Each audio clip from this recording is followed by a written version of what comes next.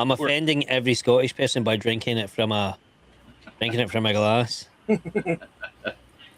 That's all right. They'll get over it. No, I want to clip it so that I can farm outrage.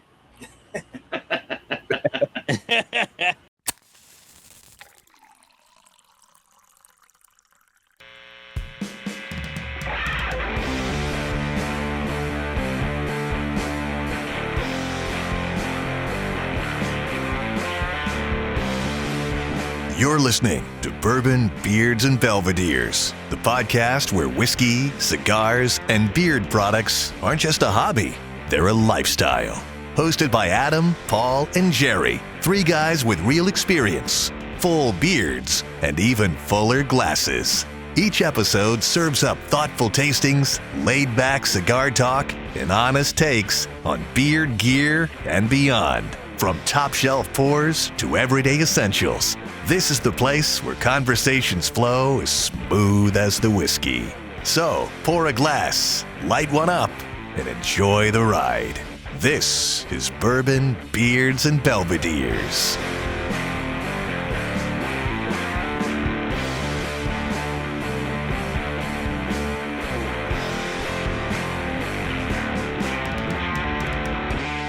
Welcome to Bourbon, Beards, and Belvederes. I'm Adam. And I'm Paul. And I'm Jerry. And I'm Paul. We've got a very, very special guest. We will not be doing any reviews today. Today we are welcoming Paul, otherwise known as UKtoNashville. We're very excited to have him here and looking forward to this episode and this conversation. Paul, how are you doing today? I'm very well, man. Exceptionally well for a Sunday night, I may add. Great. Yeah, so one thing that we always do here, and you're already poured up, so that's great. We always start with a palate warmer. And, I've already been into the course banquet today. Jerry and Paul have as well. So, we wanted to, in your honor, even though you're slightly offended, we are drinking course banquet to start. But I did pour up some bourbon here.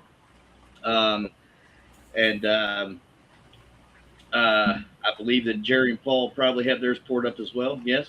So I'll start to the guest below me there. Tell us about what you're drinking. Well, I'm drinking a very fine Scottish delicacy known as Buckfast, brewed by Benedictine monks in a monastery who may or may not take a vow of silence and celibacy. And they create this very fine liquor, I guess you would call it. It's 15%, which is like, what's that, 50 proof? Something like 45, 50 proof? 30. And 30? Is it 30? 30 proof. 30 proof. It's not incredibly strong as an alcohol, but it has caffeine, taurine, ginseng, marijuana, L-theanine, like a whole bunch of stimulants in it that make Scottish people beat each other to death. It almost sounds like the Jaeger and Red Bull put together already. Yeah. That's what it is. And it's crazy cheap. Which I'm pretty sure when I used to drink that back in high school and college, we did fight people. Yep. Yeah, that's called a Jaeger bomb, and I've been in many fights. Yeah. Yep. Here we go. Let's go, boys. Cheers. All right, Paul Rousseau, you are next, sir. What are you drinking? Sweet ass bag of Horse Soldier. Nice. Okay. A little velvet bag. It's a Horse Soldier bourbon. Just like the standard one? Yeah, it's a standard one. It's almost gone. I've had this came out for the 250th anniversary. This is just a standard bourbon whiskey, 43.5% alcohol. It's like $40 or something. Pretty good bottle, but when I saw the bag, I couldn't resist. I bought it for the bag, to be honest. Yeah, that's a badass bag, man. Yeah. So for our guest, Horse Soldier, the relevance of that is whenever the American forces needed to get into Afghanistan, they couldn't send tanks over the fucking mountains, right? So they put soldiers on horseback and sent them in. There's actually a movie about it. I cannot remember what it was called now. I'll have to look that up and be thinking about it. And It's 12 something, isn't it? Yeah, 12 strong. Is that right? 12 strong. Yeah. But that's a It's a good Yeah. movie. yeah, that's it. That's it. Yeah. 12 strong. It's a great movie. I don't know how accurate it is, but anyway, that's the relevance. This is pertaining to that. So it's actually pretty good whiskey. They're opening up a new distillery. If it's not already open, I think it is already open actually, just about an hour from here. Very, very cool. So I love the bag. That's a great bag. I wish I had seen those. I'm gonna have to go scour the stores around here, so if there might be some hanging around. I would buy it just for the bag for sure. Pretty much what I did. Yeah. I mean, it's good whiskey, but that probably wouldn't have gone home with me that day if it wasn't in that bag. So. Now, Jerry, what are you drinking? I kind of kept the theme going. So to start out, I got some Corsair Rye-Mageddon. So that's out of Nashville. Malted rye and chocolate malted rye. And then later on, when the palate's all warmed up, I got a 100 and something proof Blue Note out of Memphis, Tennessee. So I kind of went the whole Tennessee thing. That is an incredible whiskey. Yeah. That one was a seal box pick. Yeah, seal box pick. So it's fantastic. And then, of course, had to go with the Rebellion out of the UK cigars. Well, out of the UK, but also from Orlando. I think they're out of Orlando, Florida, to basically make the cigar process a little bit easier than the laws and stuff you guys have over there. Yeah, I never knew about these guys. Yeah, I met them last year at a cigar festival. And I feel like my mind. I'm saying I feel like my mind is going to be blown on this podcast, dude, because wow. Yeah, you'll have to go back through our backlog there. You'll find a lot of products that you were probably unaware of, and a lot of things for you to be trying whenever you're able to get back over. I went with kind of our theme in a way. Our esteemed guest here is from Scotland. This whiskey is Scotch adjacent, but made by a bourbon company. This is Legent. This is a pairing between Shinji Fukuyo. We know that the Japanese enjoy their Scotch whiskey, and they've got their own style of whiskey, which is very akin to Scotch whiskey. And Jim Beam. So the Jim Beam company makes this. It's a very cool bottle. You've got, if you can, I don't know if you can make this out or not, but right here is the profile of Fred No, and down here is the profile of Shinji Fukuyo. He is the master blender for it's not Hibiki. What is it, Paul? Toki. They make the Centauri. Centauri. That's it. That's it. Their shelfer, I think, is TOKI. Toki, I think. But it's a fantastic whiskey. It's 90 proof, I think, and 94. It's finished. It's delicious. It's absolutely delicious. So, and I went with because again, our guest is a very big fan of America, and without getting political, this was a cigar I had sitting around. This is the Trump 2024 with the amazing American flag on the back of it there. As you can see, I've got two sitting behind me. Paul has one sitting next to him there that he's waving around. And it's just very cool to have you here. I came across your videos. There's a few of you guys out there doing these. There's Harley the Brit. There's you, UKtoNashville. There's a few others that I've, but yours are the ones that really captured me. And the reason is, whenever you try something, I don't know if you're aware of this. I don't know how much you actually go back and watch your videos, but you can see in your eyes they get bigger, and I love seeing that reaction to, there's a few things where you were like McDonald's, for instance. You're like, McDonald's fries in the UK are much better because, and let's be honest, the McDonald's fries, I should say this to you now, I don't know how old you are or how many times you've been here, but when I'm 43, when I was growing up, McDonald's fries were much better than they are now. They used beef tallow. It was a whole different situation. Besides this peanut oil bullshit that they use now.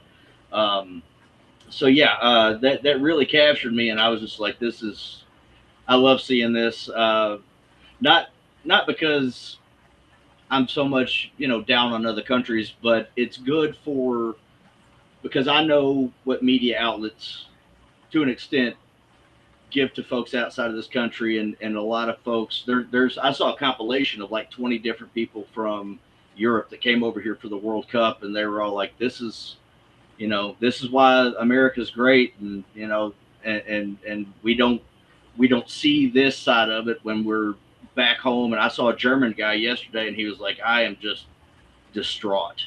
He's like, I have to go back as fast as humanly possible. And it's just great that people are getting the world out that we're not, uncultured Neanderthals that know nothing about anything over here. It's so, we do have some great food. It may not be good for you, but it's fucking delicious, Hey, I'm not here for a long time. I'm here for a good time. That's right. So, we went over a few things that we wanted to talk about, and eventually, the conversation is going to evolve on its own. But we do want to hear about, your experience in the UK growing up, where you come from, as much as you can tell us anyway, without giving away your exact location. Your background, what you do for a living, all that good stuff. We want to hear those things before. We want to hear about Paul before the videos. Oh, nice. Oh, yeah. All good, man. Yeah. I mean, yeah. I'm a Scottish guy. I grew up in Scotland. Obviously, that's where the accent comes from. You cannot. You can't buy these accents, unfortunately. Otherwise, I think I would. I think they would be sold out. But I grew up in like a little Scottish town, man, and I grew up in the woods with my mates, having fires, like smoking weed, drinking booze when we were like 14, 15, maybe younger even, and just had like a real redneck upbringing, dude. Like a country bumpkin, little weird, like small town upbringing, and I wouldn't swap it for the world, mate. I wouldn't swap it for the world. Like, it was probably the best thing about my entire life was just being up to my chest in mud every other day and just having adventures. And when I was about 20 or so, I moved to London because obviously as you get a bit older, you get the draw of the city adventure. That's a new adventure, right? You go to the concrete jungle rather than the sort of small town jungle. And then I just went sort of I went to London, was there for a few years, and then I went traveling all around like Eastern Europe.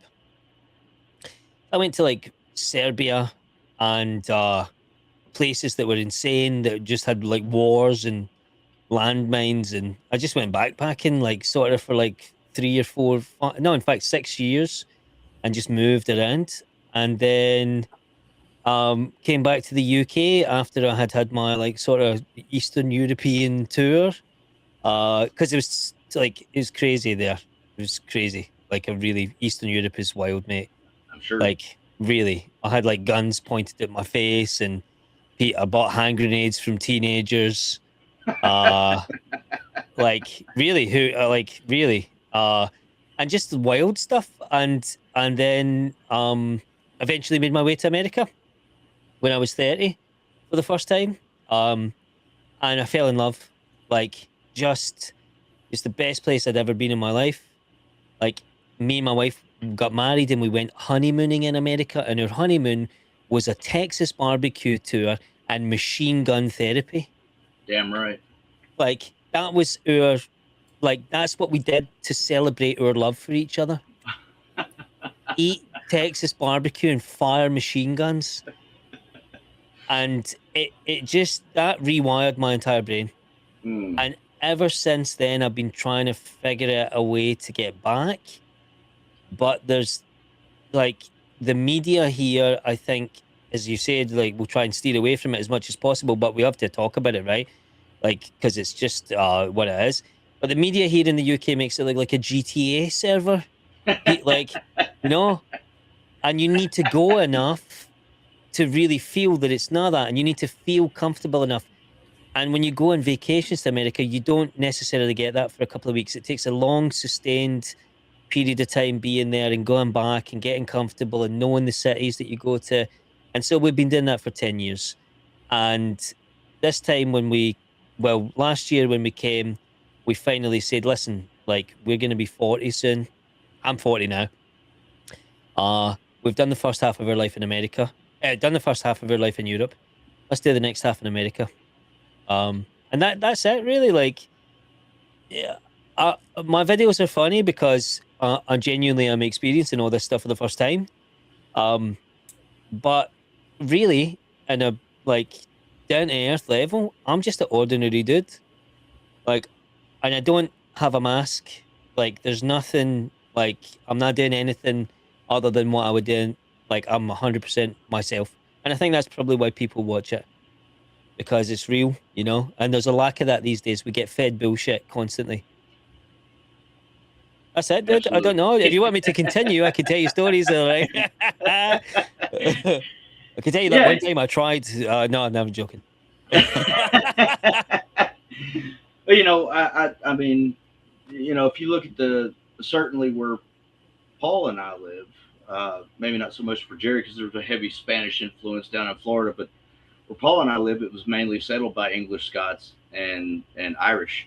And when they migrated, you know, once upon a time, Kentucky was the Wild West, you know, before they continued on. And there's a very heavy influence of those cultures here. So a lot of what you described, growing up in the woods, in the mud, you know, all those things, that's how I grew up too. So what's the difference, you know, Exactly. except for a big ass ocean and an accent, you know what I mean? Like, so that's great. That's great. You'll fit right in here. There are plenty, you know, plenty of places. So, yeah. So how do you and your wife meet? How did that happen?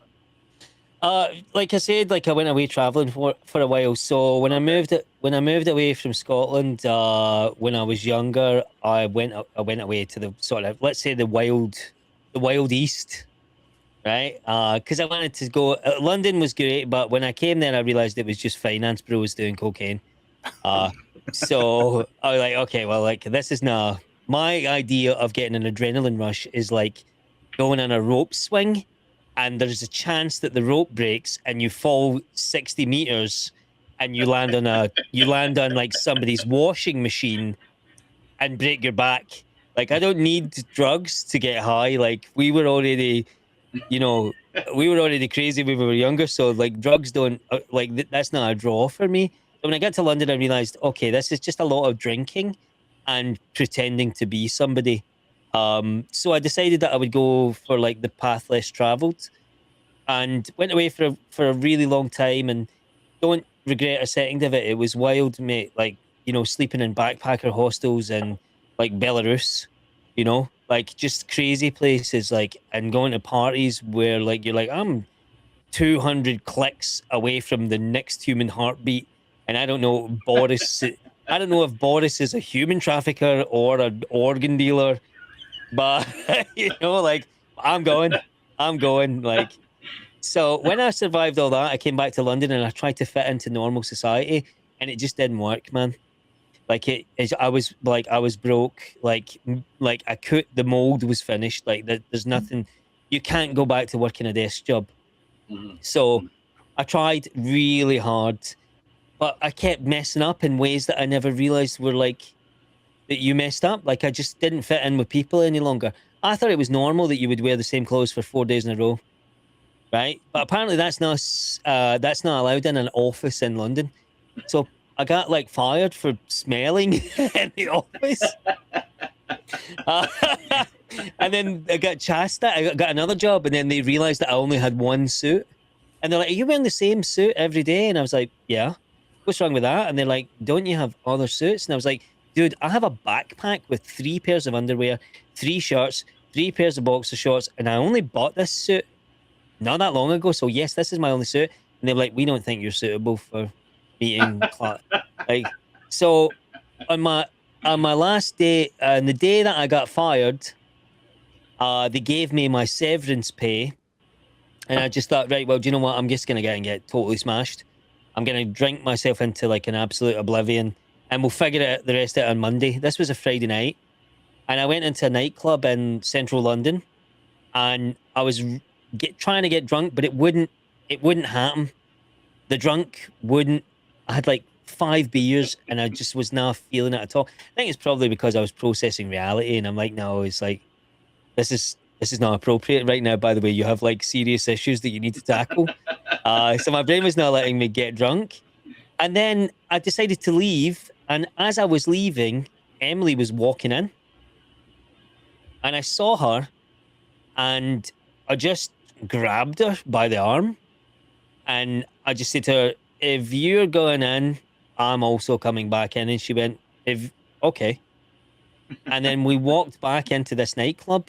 And she was with her. This is a real story, by the way. She will validate this. This actually happened. And her friends were like, "No, you telling me to like." They were saying, "Can I swear?" Yeah. Yeah.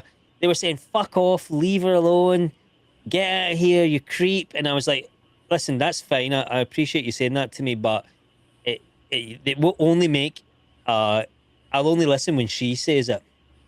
You guys can continue to waste your breath, but until she tells me to fuck off, then I'm not gonna fuck off. And she never did, and that's 10 years later. She never did. There's always a chance that she might, though. Do you get along with those friends a little better now? They were her like maids of honor and everything at her wedding, and yes, I get along all well with them. That's fucking awesome. That's great. It worked out, man. That's great. What's that? That's great. Yeah. So, obviously we've all seen your videos, or at least the three of us here, aside from you, have seen those videos, and thousands of other people have seen those videos. First of all, what kind of shock to you was it whenever people started to pick those up, and like, how has that affected your personal life, if at all? I'm not gonna lie, like, and you can look back on my Instagram. Of course, I was making videos before, right?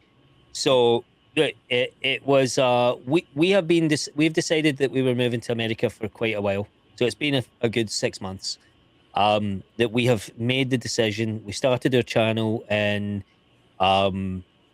December 2025, and we've been putting videos out about American culture and how much we love America. And, relatively speaking, it has flown under the radar, right? We were not popular at all, and by any measure.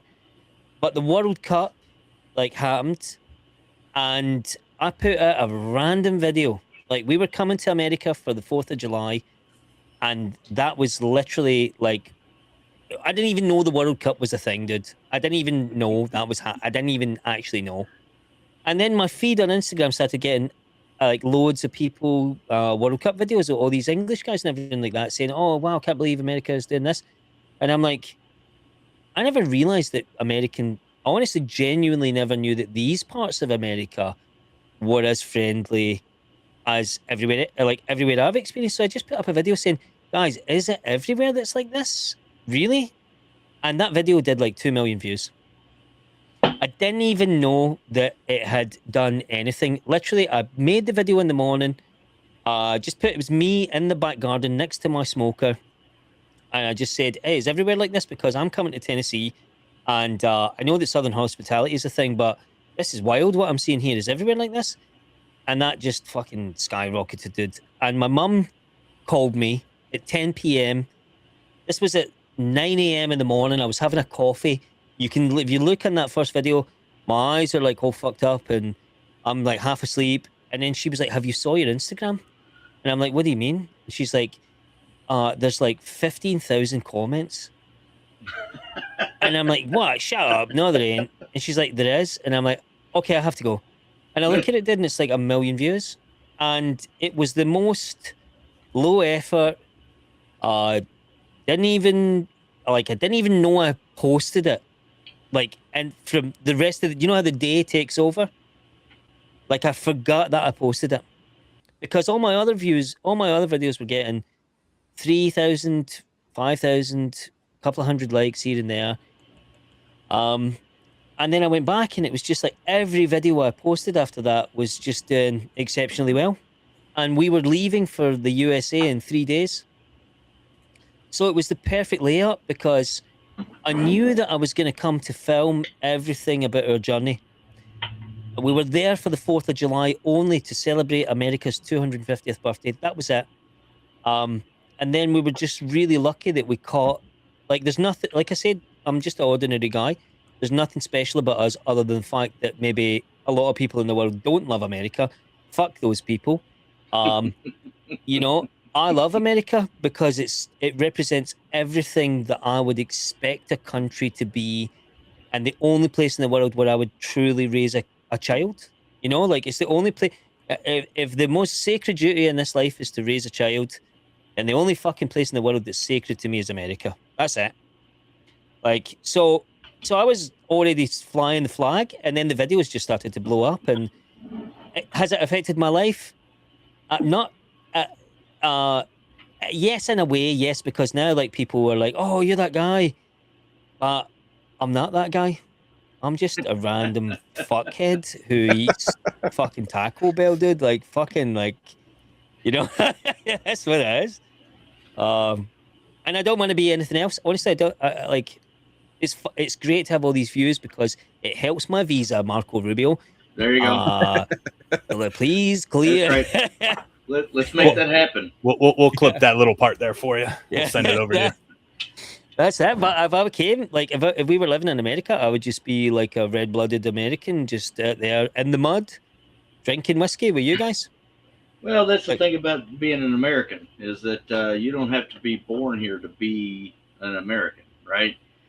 You know, you come here, you do it the right way. Everybody welcomes you. That's just the way it is. Although I will speak to Southern hospitality as a Southerner. It is a real thing, you know. And I've met some folks from up north, and they're dicks. Yeah. And Dicks. they are. That being said, Southern hospitality in Florida is a little different than the rest of the South. It's the same. It's just we're dicks. we're nice dicks. Or you're fucked up on some experimental drug. Yeah, there's faces. Like, do you guys remember shit? What would this been, like 2016, somewhere back then, with all the bath salts going on around? Bath salts and crocodile. Yep, that was down in Miami and Everglades and stuff like that. Just eating bath salts, eating people's faces off. They were calling it what were they calling it? The like the zombie drug or whatever. People were just being zombies, eating each other's faces. So I know that in Europe, Netflix has a different set of shows, but if you're able to find a show Amazon, it's on Amazon Prime called Florida Man. It's where they have, you know, actors that you recognize come on and act out these true stories of shit that happened in fucking Florida, and they're all stupid. Everyone. I need to watch this. And they're all real. They're all real. They're all stupid. They're all. It's an amazing show. And then there was a show on Netflix called Florida Man, which is we have our own games called the Florida Man games. Dude, nonfiction. That's everything. Like, they have a I forgot what the names are called, but they have games where you basically have to steal as much copper and catalytic converters before the cops come drag you out. They have an obstacle course where you're running away from the cops and stuff like that. Just literally Florida Man shit going down at these games. And 2 or 3 years ago, it was here around me, and unfortunately I was working, so I couldn't go. But one of these days I'll make it out there and watch it, because unfortunately it's in the summer, I think, so it's hot as fuck. Which I guess if you're gonna do Florida Man stuff, you're gonna do it in the summer. That's the first time to run away from the cops at full speed. Hey, if you get to steal shit and run away from cops and not actually get in trouble. Do they get to keep all the catalytic converters when they're finished, or what's the prize? I don't know. That might be the first prize. That is probably first prize. That's so The funny. scrapyard's right there. Just go over there. That's the Claim finish prize. line. Fistful of platinum. That's too funny. I do know about Florida, man. Like, it's obviously like a commonly observed internet meme, but I never saw this show. Like, I have to watch this now. Oh, it's fucking amazing. It's fucking amazing. You'll love it. Damn. It will also introduce you to they have snake hunting in Florida because these people would go buy pet pythons. Pythons, and then release them into the wild. They're getting massive, and they've overrun fucking Florida. They're crazy. You got to take them humanely, and you can't shoot them. So basically, what you got to do is take a knife, screwdriver, some kind of thing, and just shove it in the back of their head. And you're chasing. And things are like 8-10 feet long. Oh, 8-10 are like this. 8-10 feet is like a small. People like are grabbing them, just shoving a screwdriver in their brain. Can you get samurai swords? Can you go with samurai swords? Might be able to. I don't know. Maybe. It's got, you got to be. You got to be humane. Like, I don't know if cutting off the head is humane. I feel like it would be, but they're humane for Medusa. They're upwards of 20 feet, aren't they, Jerry? Mm-hmm. Some of them, yeah. It's fucking stupid. I think average is like 15, and like they're like this. That's Note to self: nightmare. Don't move to Florida. Right. Fuck, but you know the thing is, like, Tennessee has its fair share of crazy animals, but I saw that there's a big invasion of these like Japanese spiders. I don't know if you guys saw this. Yeah, we so. You know, Tennessee and Kentucky share a border, right? So pretty much anything that affects Tennessee, Tennessee and Kentucky are very similar in the shit that we, you know, the animals that we have. Like I live in a city, and there was a black bear sighting just a couple weeks ago, right in the middle of the fucking city. I did actually see this. Like, there was like one black bear chasing people in a car park in Tennessee somewhere. Like what the fuck? How did he get into the middle of like downtown? Like, and I have saw some crazy animals downtown in Nashville. You saw coyotes and stuff like that. Yeah. Like, what are you fucking what? Like, well, Nashville used to, like we were talking about before we started. Nashville used to be much smaller. So back in the day, you know, when Johnny Cash and fucking shit, I've got somebody. Willie Nelson and all those guys, they were in Nashville. It was a much smaller place. And like, did you happen to go to the Loveless Cafe while you were in Nashville? It was a little far out, dude. Actually, we never went. It was I don't know exactly. I'm gonna look it up just to see because I remember southwest. So if you were in the east side, it's in the southwestern side, I believe.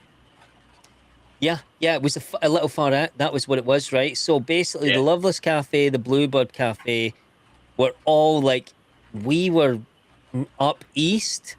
So we sort of, the first time we were there, we never saw any of that. And the second time we were just recently there, we had a whole itinerary. So I never went to either of those, but there's still time. Well, if you find yourself in Nashville again, I'm assuming that when you move to the U.S., that's where you want to go, is to Nashville. I could be wrong, but the Loveless Cafe, it is. So back in the day, it was a hotel or a motel, and that, you know, Johnny Cash and Elvis Presley and all those guys, they stayed there. They went there, whatever. Now it is converted into a restaurant, obviously, and it's fucking everything that you can think of as far as Southern home cooking. That's what they have there, and they I see it. They bring out all these jams and shit with your rolls, blackberry jam, strawberry jam, you know, grape jelly, all these things. It's fucking amazing. It's an absolutely amazing place. Get a napkin. You're drooling a little bit there. Yeah. But that's what Nashville used to be, like, smaller, you know, and it grew. It just fucking blew up. But so it's not all that's happened within the last 15 to 20 years, that growth.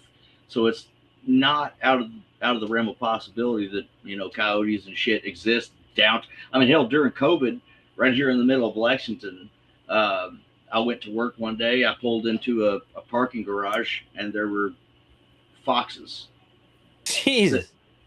red foxes sitting right on the fucking edge, you know. And then later that day, I was walking between buildings, and a fox ran directly up to me, and then took a Wow.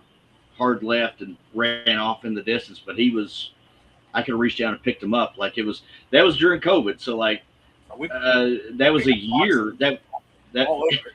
do you? Yeah, My yard, we have to keep the dogs, the small dogs, on a leash because of the foxes and the hawks and the eagles. We're afraid will come and take the small dogs. We have foxes, deer, gophers, groundhogs, fucking eagles that are like, I'm afraid they might take my kid. Like huge birds around here. I mean, there's so much. Because I live on the water, on the backside, and the front side's just woods for forever. So we got a clash of two ecosystems of animals right here where I live, and then unfortunately we do got some snakes too. So shit, dude. We've got bald eagles here in Kentucky. Well, yeah, you know what? I would, I would love to see a bald eagle. Like, but obviously they're very rare. But they are. I was at a lake a couple years ago, and I saw one dive down, pick a fish up, and fly back up, and it was pretty fucking cool. I've got a video. It's the only one that I've ever seen in the wild. We've got other types of eagles around here, hawks, all kinds of shit, falcons. It's crazy. And Kentucky, the reason why the Scots and the Irish settled here in Kentucky and Tennessee, obviously, is because of the landscape. It's very correct. Lots of trees, lots of hills, you know, lots of water, that kind of thing, and they could make their whiskey. And you know, that's without them, we don't have this podcast today. Well, that's that, dude. You know, like I've been looking into it because the Scots-Irish heritage and the Smokies and just generally along Appalachia, like that's why the volunteer state, right? Tennessee, the volunteer state, and I'm sure there is the same sort of, you got the same crazy motherfuckers in Kentucky as well. No doubt, you've got the rest of them in fucking Alabama and like all that area. Scots-Irish people settled there, and they were just the craziest fucks you could imagine. These people were just batshit crazy motherfuckers. They would drink.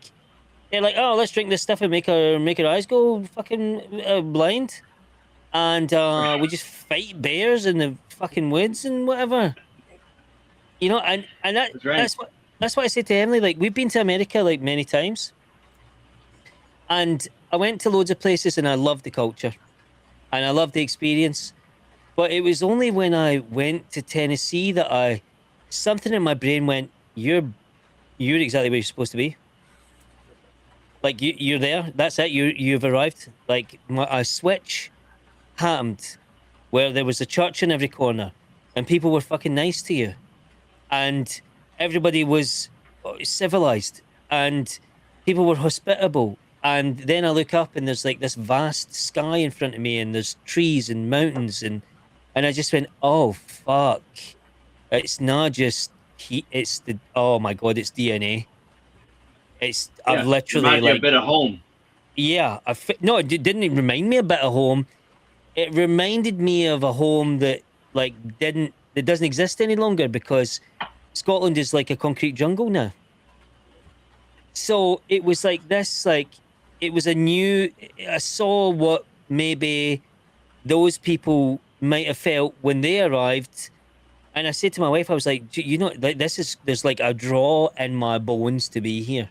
Mm-hmm. Like something is like saying this is it, like we've arrived. And I know that sounds like corny or whatever, but it's true though, you know, like when we've been there, the both of us feel that. My wife is Swedish, as I mentioned.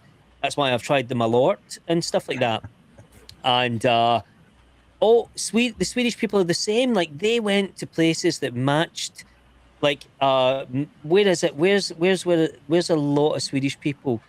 They're in Michigan. Is it Michigan? No, Wisconsin. Is it Wisconsin? No, I don't think it is Wisconsin. There's a Swedish colony just about an hour and a half from where I'm sitting right now. I think probably, yeah, I don't know about that one, but I know that they settled somewhere. Where the fuck is it? It's where they did all the fraud recently. Michigan. Is it Michigan? No, it's not Michigan. Well, Where's the guy who did? You know, they did all the Nick Shirley guy. yeah, I know Nick Shirley. Where did he find all that like fraud? Because Minnesota did. Yeah. I was going to say, yeah, Minnesota has, and we'll touch on this in a minute, but Minnesota has an American football team named Vikings. The Vikings, yeah. Yeah. It's all Swedish, and there's huge Swedish enclaves up there, and Swedish towns. Like, there's a place called Little Sweden. There's a whole like town called Little Sweden, and it was because it was like many lakes, loads of hilly forests.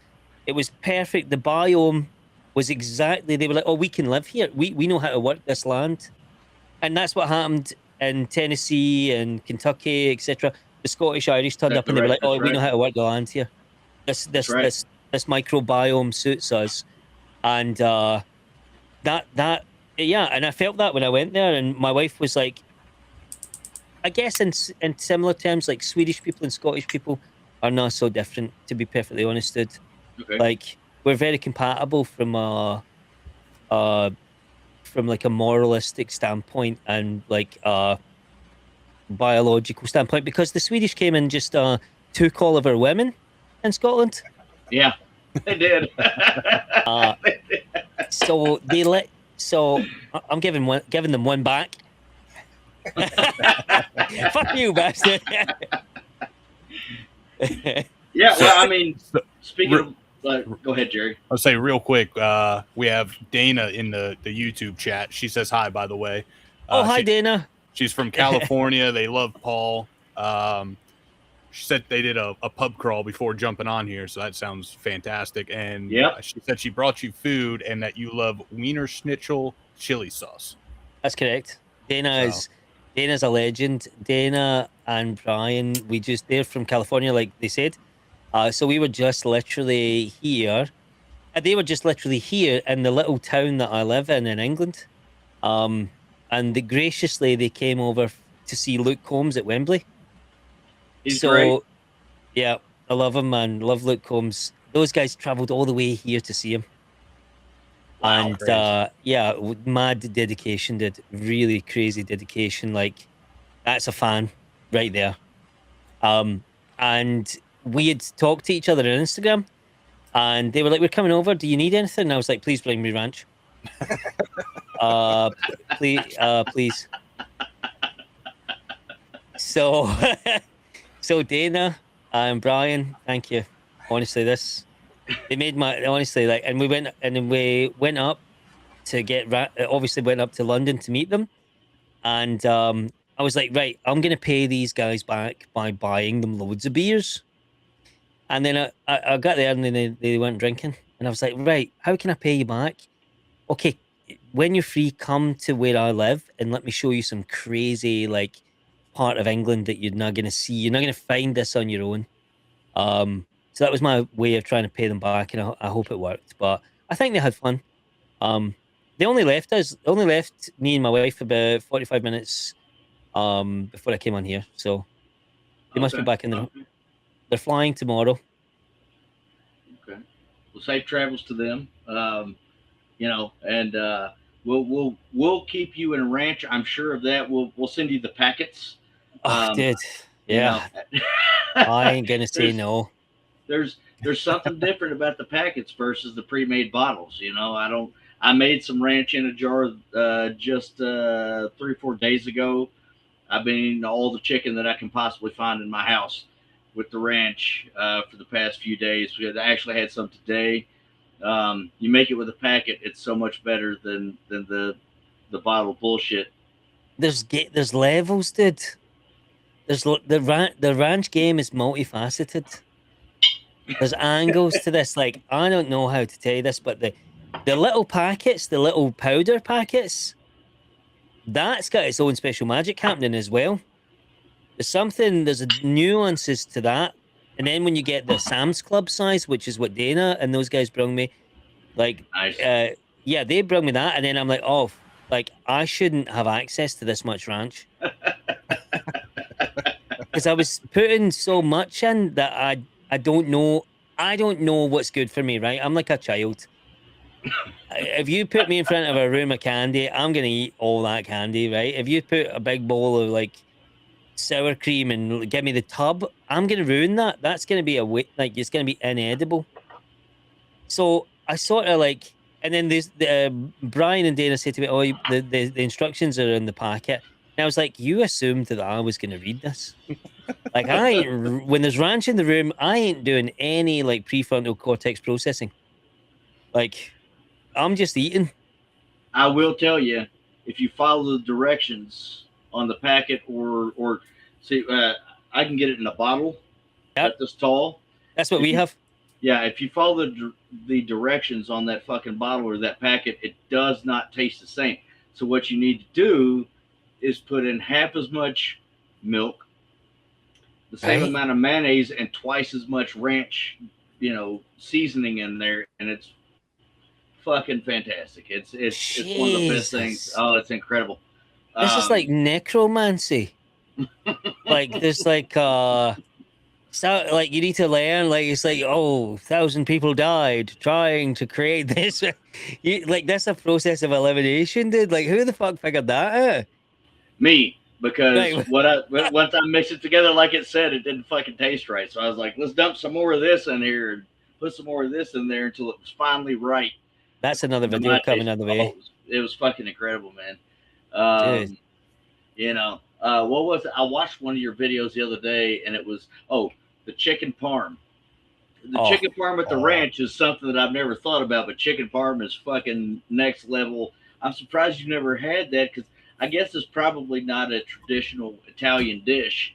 And you're a lot closer to Italy than we are, so I would think that you would have access to better Italian food. But that is a fantastic Italian American dish for sure. That and pizza are probably the best things that Italian Americans have ever done for well, I don't want to say that, but one of the best things that they've ever done, period.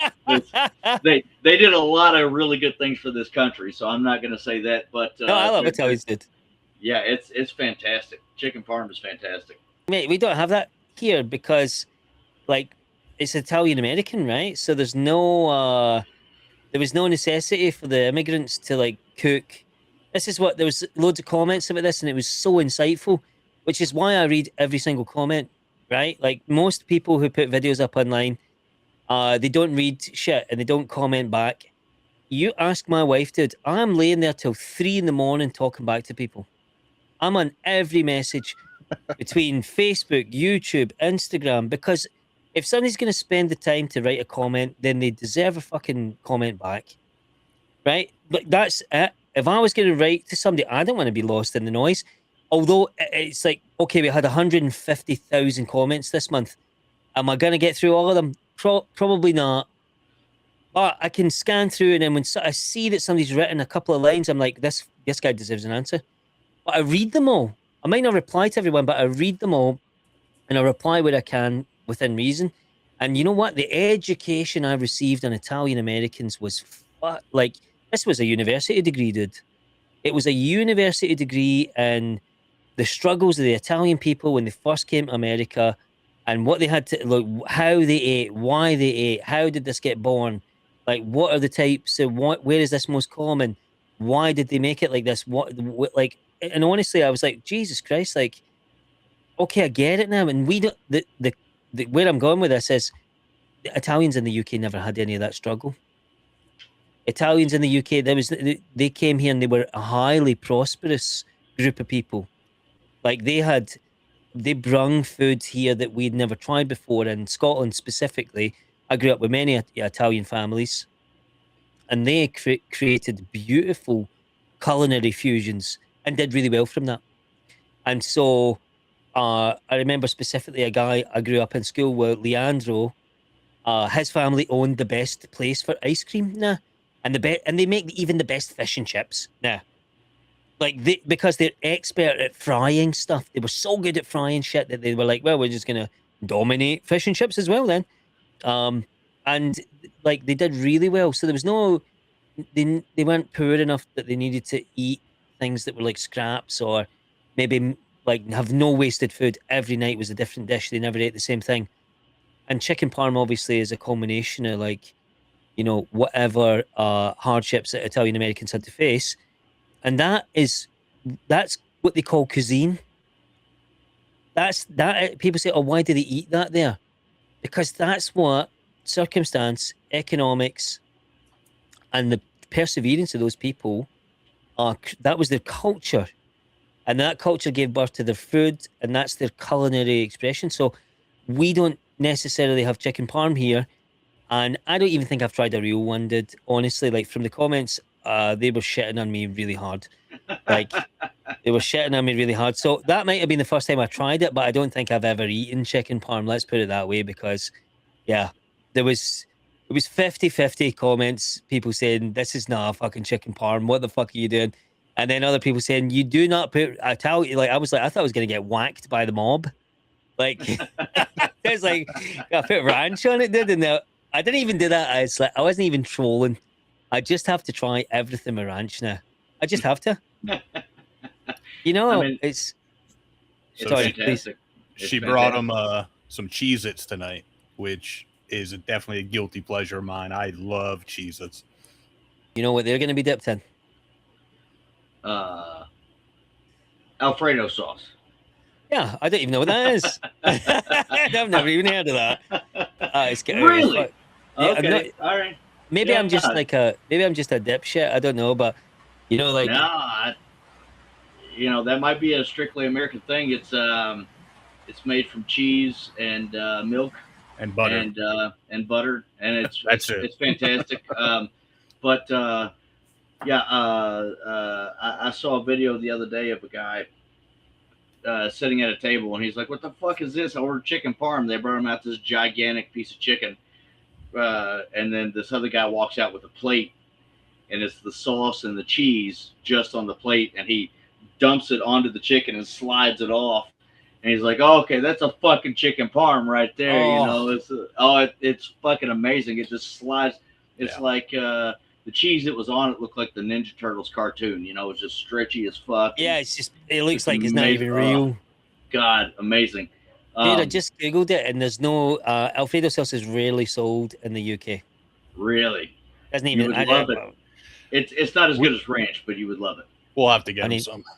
I need to get some of that shit, dude. Yeah. Fucking hell. But I love that, dude. Like, I need to go. Where is the best place in America? I know it's New York, innit? It's obviously New York. Italians, it's New York, innit?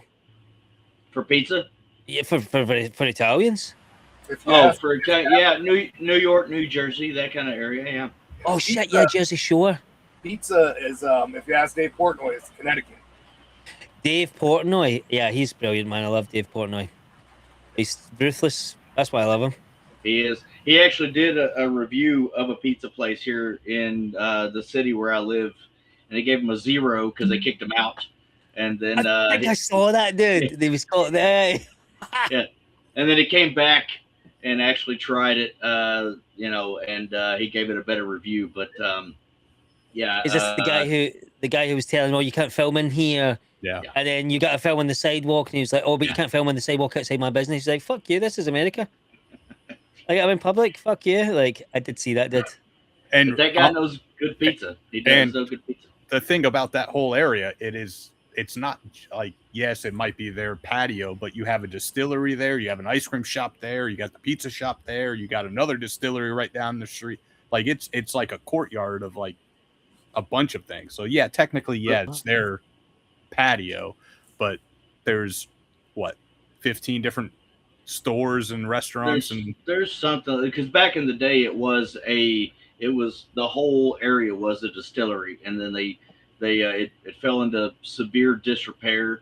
It was completely derelict, and then some guys came in and decided to revitalize it, so they put that distillery back in, but they turned like the office into a ice cream joint, and part of the distillery building is a brewery and a Mexican restaurant and a pizza joint, and then of course they got the distillery there, and then their break room is now called, it's a bar called the Break Room, and then ice house, which is right next to it. There's an outdoor bowling alley there. There's a fireman's bar there. There's a couple distilleries in there. There used to be an axe throwing joint in there, like all kinds of really cool shit. But they threw him out, and then he went back, and so anyway, New York is probably going to be your best place for Italian food. New York or Chicago. Chicago had a very large Italian presence. Yeah. You're right. Yeah. Chicago. Yeah, I just like Italians, dude. Italians are cool as fuck. indeed. Really. I just like, I've got Italian friends. Yeah. So I go there, semi-regularly. And they're just funny, dude. They're so funny. They're like, just the way that they are in terms of their like humor is like so dry and straight to the point. That it just like, if you don't get it, you don't get it. I don't know, but I don't think there's any chicken parms in Italy, dude. I don't think there's any chicken parms in Italy. I never had one. So fucking hell, but no, it was there's so much other stuff to try. Like my wife is like, you're gonna have a heart attack and die when you get to America. And I'm like, yeah, but you know what? We'll have good insurance, a life insurance policy. You'll be sorted. You'll be And happy. So you're gonna meet some like American cowboy, and he's gonna look after you for the. So according to Google Gemini and Reddit, they're saying New York, Philly, Providence, Boston, basically the whole Northeast, which I would love to go to Philadelphia, man. kind of makes sense. Yeah, I would like to check out Philly because I heard that they have good like food scene. Like, so that's why. I mean, I'm not even like a food guy, but now I'm a food guy apparently. there you go. So yeah, that's really interesting, man. But the Philly I did a video straight after that in the same place I got the chicken parm. I had a Philly cheesesteak, and again the comments were, That did not honestly, look like a Philly cheesesteak to me, buddy. That was a steak sandwich. yeah. Philly cheesesteaks are a little bit different than you're going to get at a restaurant like that. Oh, dude.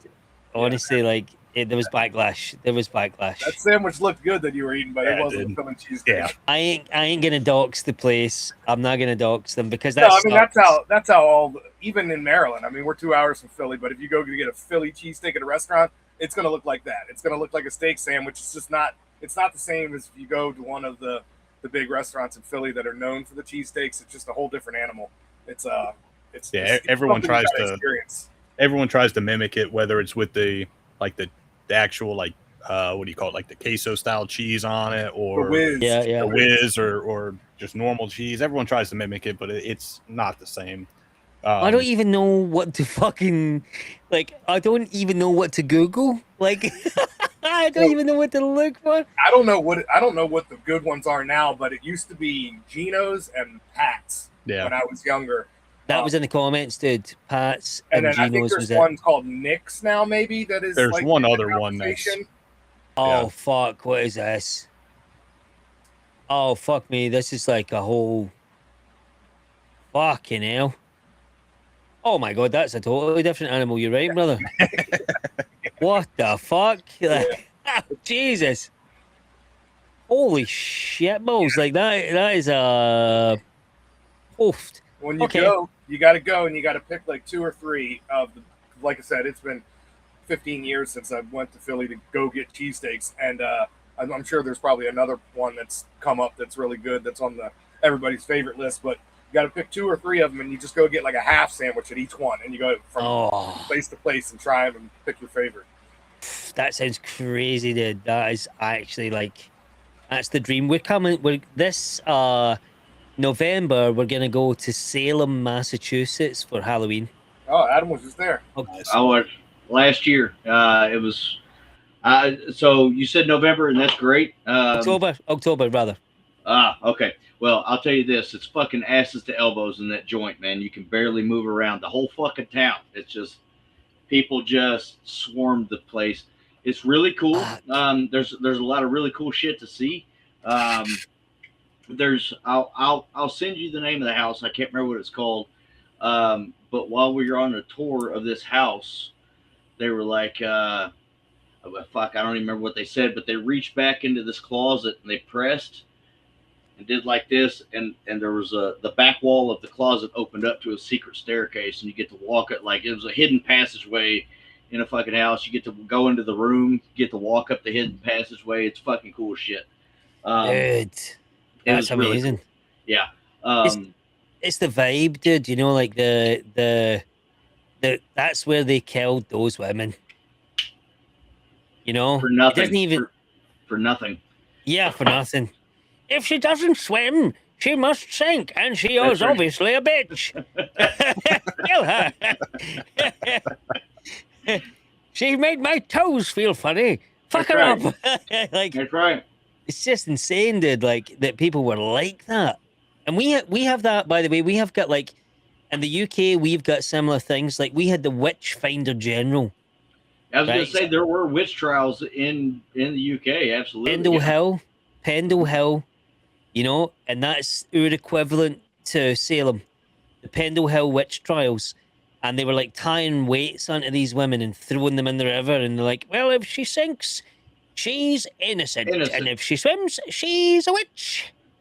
And they're like, well, dude, you're sort of setting it up to fail here. Do you not think you might be setting it up to fail? Like, she's going to die if you put weights on her feet. And that's just gravity, you know? Like, and they're like, well, she was obviously a fucking cunt. Like, she definitely did it then. And then it's like, what? And, you know, I've been to places in Scotland where they had witch trials, and now they have, like, again, like they have in Salem, a commemorative area for these women that were falsely burned. And they burned them. They burned them, they drowned them, they did all sorts of crazy stuff because this woman just so happened to be there when a guy's wart went away. You know, you're like, wow. But I love the that like you have to pay a pilgrimage there for those people. I feel like it's become a tradition, you know, and I want to see that in my lifetime. Yeah. Before all these new gen whatevers forget about it. And they're like, oh, she was, you know, they'll forget about this stuff. I think a lot of these young kids, they won't remember. They'll be. You saw those videos when the guy goes in New York, and he's like, "What do you do?" And he's like, "Oh, I do business." Can you spell business? BIZNIZZES. Like, how many states are there in Florida? 14. Like, you know, in 25 years they will forget that Salem, Massachusetts, is where they killed all those witches. Oh, for sure, yeah. Yeah, they wouldn't know. Right that, yeah. They thought there was like Africa was like a part of like America. They're like, oh, that's really far north, ain't it? Like Africa, that's way up north. Like, so, you know, that would be good to see them when these people still take care of all that stuff and remember that it's there. And that's the same shit happening in the UK, by the way. Like, we are forgetting these guys are just as dumb in the UK. No, I'm not trying to like shit on young people or whatever. Oh, Jesus, dude. Oh, wow. Well, I will, because they're fucking stupid, all of them. How did he? I've got 4 kids, you know, and my oldest is 18, my youngest is 12, and I'm trying like hell to, like, you know, my kids, they really like to say, me and somebody are going to do this. Like, you know, me and Joe are going to go to the mall or whatever. No, motherfucker. Joe and I. That's it. Use the language properly, because that's how people are going to judge your intelligence, is whether or not you can use your own native language to not sound like a fucking idiot. So, yeah. You know, I'm trying to be on top of that. And, but yeah, they're all stupid. That's just the fact of the matter. And I was stupid at one point in my life, but I wasn't stupid in the same way. Yeah, exactly. I did a lot of drugs and a lot of got fired from a lot of jobs, did a lot of dumb things that I shouldn't have done.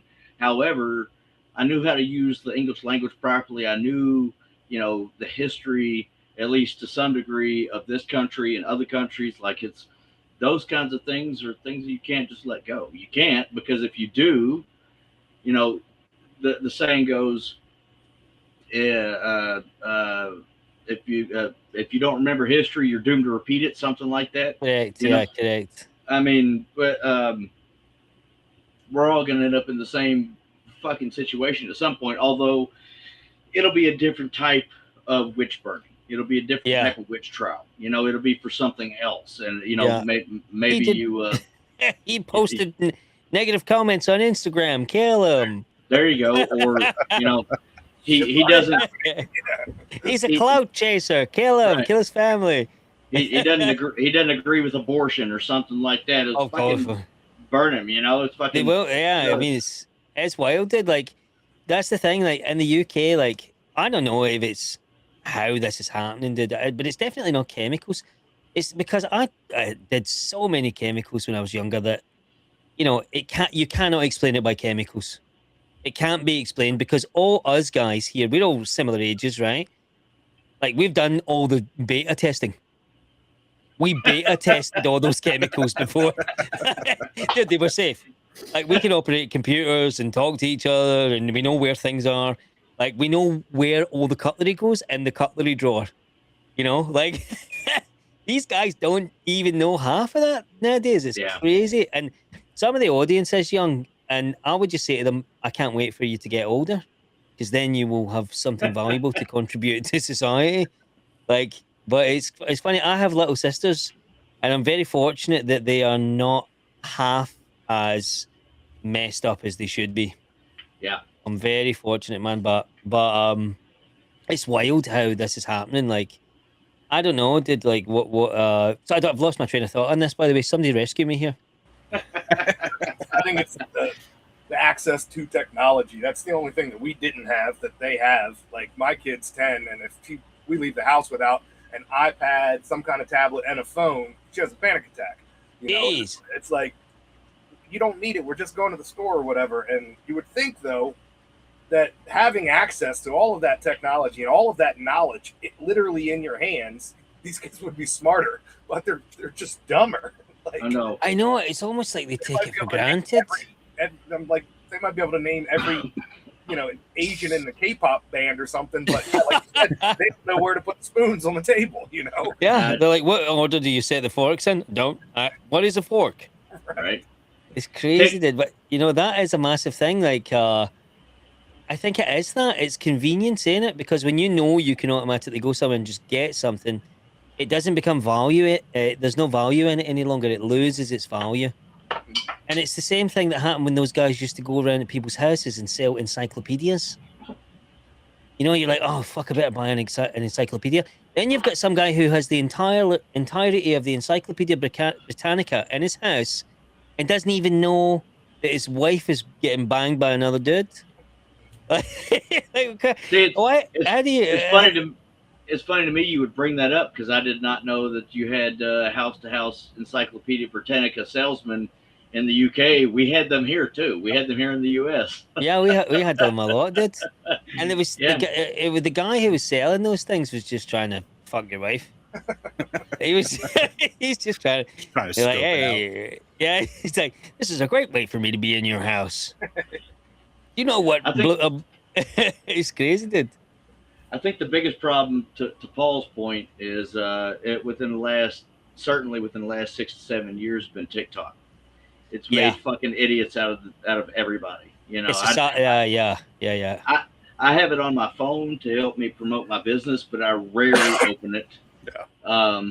The only thing you'll ever see me really post on TikTok is, on Facebook, would be stuff about my kids or my dogs, or, you know, an observance that I've made throughout my day that I find to be absurd and hilarious at the same time. So I'll throw that on out there, but I'm not one of these that posts all these poor, pitiful me, all this bullshit that they, you know, or get involved in politics or anything like that. Once upon a time I did. And that's what's really funny to me is with the politic thing, without getting political, I'll talk about my own personal experience.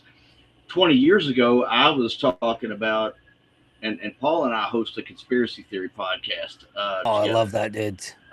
We get drunk and talk about conspiracy theories, and it's a lot of fun. Let me on that podcast. Invite me there. Yeah. Oh, fuck yeah. Fuck yeah.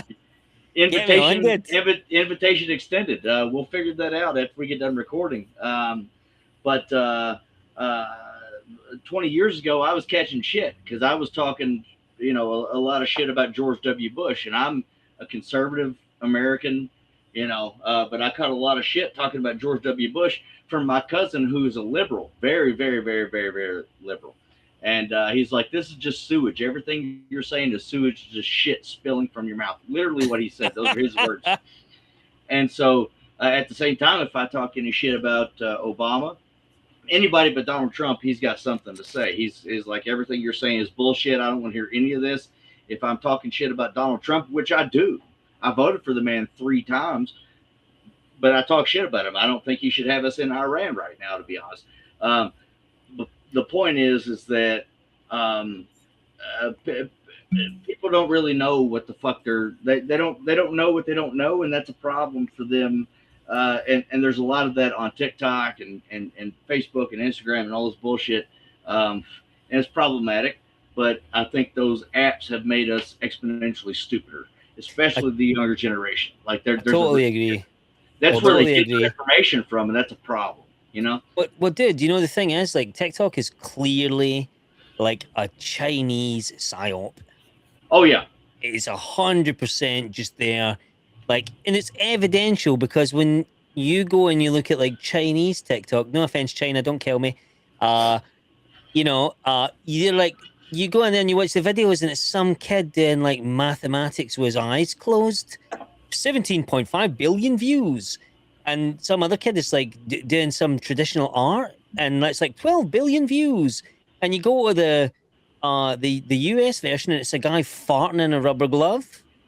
And it's like, what are you choose what this algorithm promotes, dude. And then another kid breathes in the fart, but then like the Chinese version, it's like the kid becomes an astronaut. And you're like, well, obviously you're doing this as like, this is a weaponized technology, dude. Like, that's all. I mean, I'm sorry, but if anybody thinks it's not that, then you are insane. Like, it is literally. Let's make everybody dumber. Yeah, that's what it is. That's what it is, because how do you take over a country that has a gun behind every blade of grass? You make the people too stupid enough to realize they're being invaded. That's the answer. That's the game. Well, so. It is that, and that has. Do you see what happened in London? We won't get political, but I'll tell you some crazy stuff. You see what happened in London? What we did here, which is insane. Like, you will not believe this if I tell you this.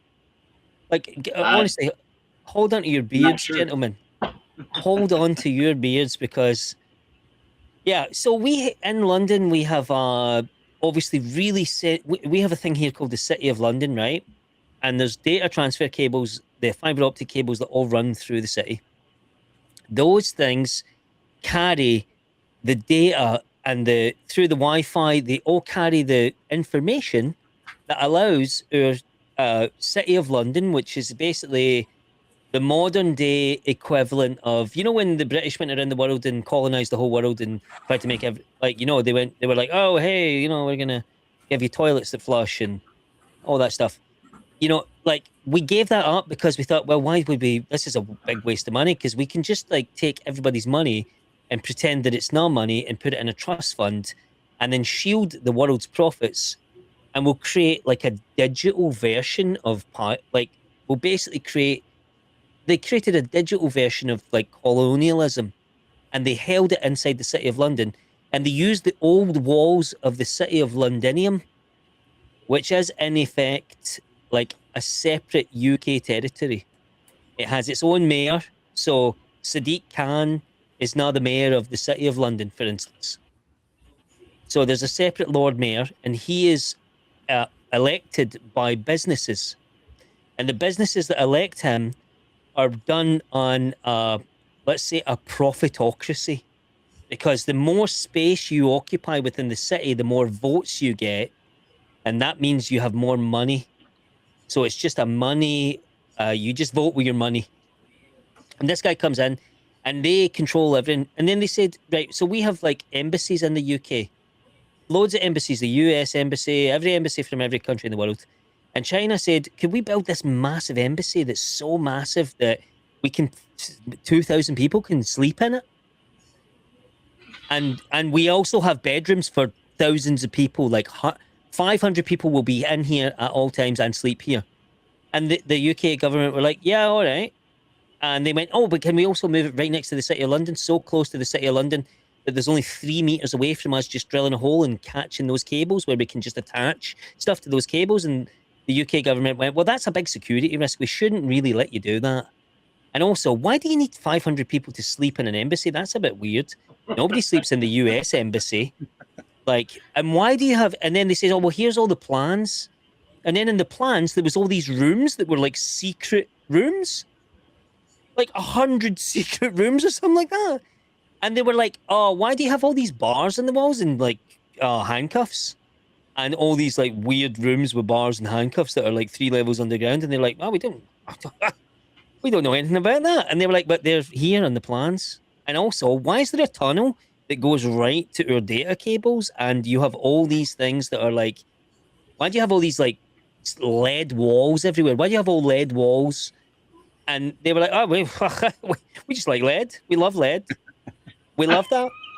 And we love cables, and we love to look at cables. We love to look at deep underground cables that are really close to us, that are really sensitive to your operations. We just like to look. We're just lookers. And then the government, all right, build it then. And they're building that right now, dude. They are building that. That was enough. They just went, oh, we just love cables. We just love them. And we love to sleep. We love sleepovers. We just love sleepovers. What can we say? They're building it right now.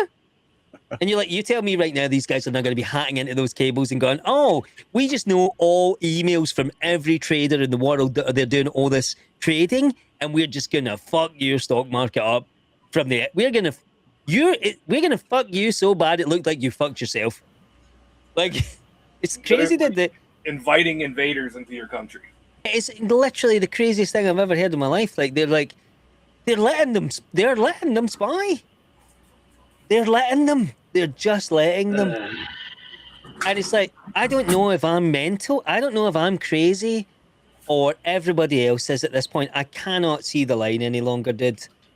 Like, it's totally dissolved, because if any other person, if I'd have turned around, like, if that was your neighbor, you're like, oh, hey, can I just move my house, like, right up against your house?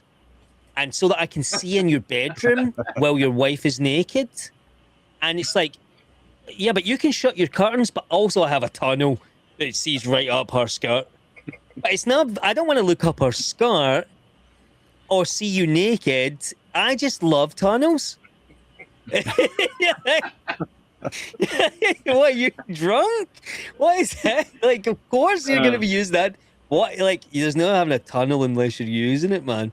I just found that insane. So that was about a year ago, and that is when I fundamentally checked out of politics of any kind, because I thought, well, these people are willfully insane, or I am, and I don't want to have to ask myself that question. So I just I left it all, dude. And I just thought that was absolutely crazy. Like, that is what TikTok. Being on TikTok makes me feel like that. So when I look at TikToks in the UK, it's like it's all AI now. Yeah. Yeah. So there's no anything on there. And also, yeah. Our buddy Paco or Raul or whatever the hell he wants to go by this today, he says he can't see the light either because it's full of tortas. Which, second part, he has a question for Paul. Well, not our Paul, the other Paul, who just put an upper decky in. His question is, have you ever seen the species called the tortas? And if you have, how was the confrontation? The tortoise. The tortas. So the tortas is a slang term for full-figured Latino women. Full-figured Latino women. So he wants to know if you've ever come across them yet. Be careful. Be careful. You mean big booty Latinas? Yes. Oh, big everything. He also says that going back to the whole embassy thing with people sleeping in there, he says that us this is him saying it, not me, by the way, so don't cancel me.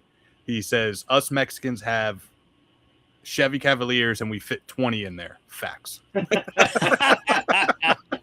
I try to get him to call in. He says he's at work, so which is probably a good thing. But I can answer the question directly. I am seeing for the first time what you guys refer to as a torta.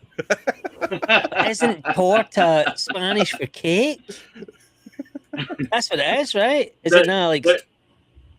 There's a reason that they call them tortas. So I mean, you know, it does pertain to. He says huge. Well, some of these chicks don't look so bad, dude. I mean, I don't know what I'm supposed to be looking at, but I mean, this is obviously English Google, so you know, it's not going to be. I can't say that I mean, well, okay, that's a guy. That is for sure a guy. Have you guys ever heard of the term gunt? No. Okay, I'm gonna drop some English lore on you, some Scottish English lore. A gunt is a woman whose belly is extremely distended to the point where she has a flap that goes over her vagina. Yeah, we call that a fupa. Yeah, It's a fupa, but in the UK we call that a gunt. Yeah, fupa is an acronym. Yeah. Is it? Oh yeah, fat upper. You can fill in the P word area. Yeah. Oh, and gunt is a hybrid. It's a cross between gut and unt. I like that. I like that. So That makes sense. yeah, you know, some of these chicks are not bad. You know, I would never shame a fat chick, never. Never. But you know, I'm trying to be politically correct here. Some of these women are fat and some are dudes. But you know, generally speaking, the middle of the line is good. So thank you for the question, but I have never encountered it, so I don't have a good baseline for this, guys. But that was a funny question, dude. I feel like fat women are like. Raul says slang for full-figured, beautiful Latino women. Oh hell no, I love tortas. I told my wife she needs to gain weight, but she doesn't. Oh, gutted, dude. I don't think there's anything wrong with it. Like when you look at when you look at chicks back in the 1600s and whatever, being like fat and full-bodied was a sign that you were like super healthy and that you could. Yeah, you're wealthy. You could And you had money, of kids. Yeah. And then suddenly we had all these chicks in the 80s, 90s that were super stick thin, and you're like, I don't find that attractive. I like in the middle, you know. So I feel like these chicks are like should be getting some. Somebody's gonna smash, and they should. Like I think it's good. Yeah, I'm gonna give that a thumbs up. That's 5 smashes out of 6. Torta approved podcast. Torta approved. Yeah. Nothing wrong with it. And you know what? You gotta slay a few dragons before you get to the princess. Sorry. Oh, no, that was like a sting in the tail. I didn't mean that. He says, let's go explore. So if you're ever in Texas, go meet him. I told him that you got a lady, so don't get him in trouble. Don't get me in trouble. I can't get divorced, brother. Yeah, that's not on the cards, but no, okay, I will hit you up, brother. Dear me. No, I'm joking. That's terrible. No, he's if you want to learn about some American cigars, he knows a lot of people. He's smoked a lot of cigars. He's a good guy. Nice. He would have probably jumped on here and because we have a call-in feature where you could kind of call in and ask questions. He would have done it if he wasn't working. I love that, man. He's been fucking up our episodes for the last 3-4 weeks already.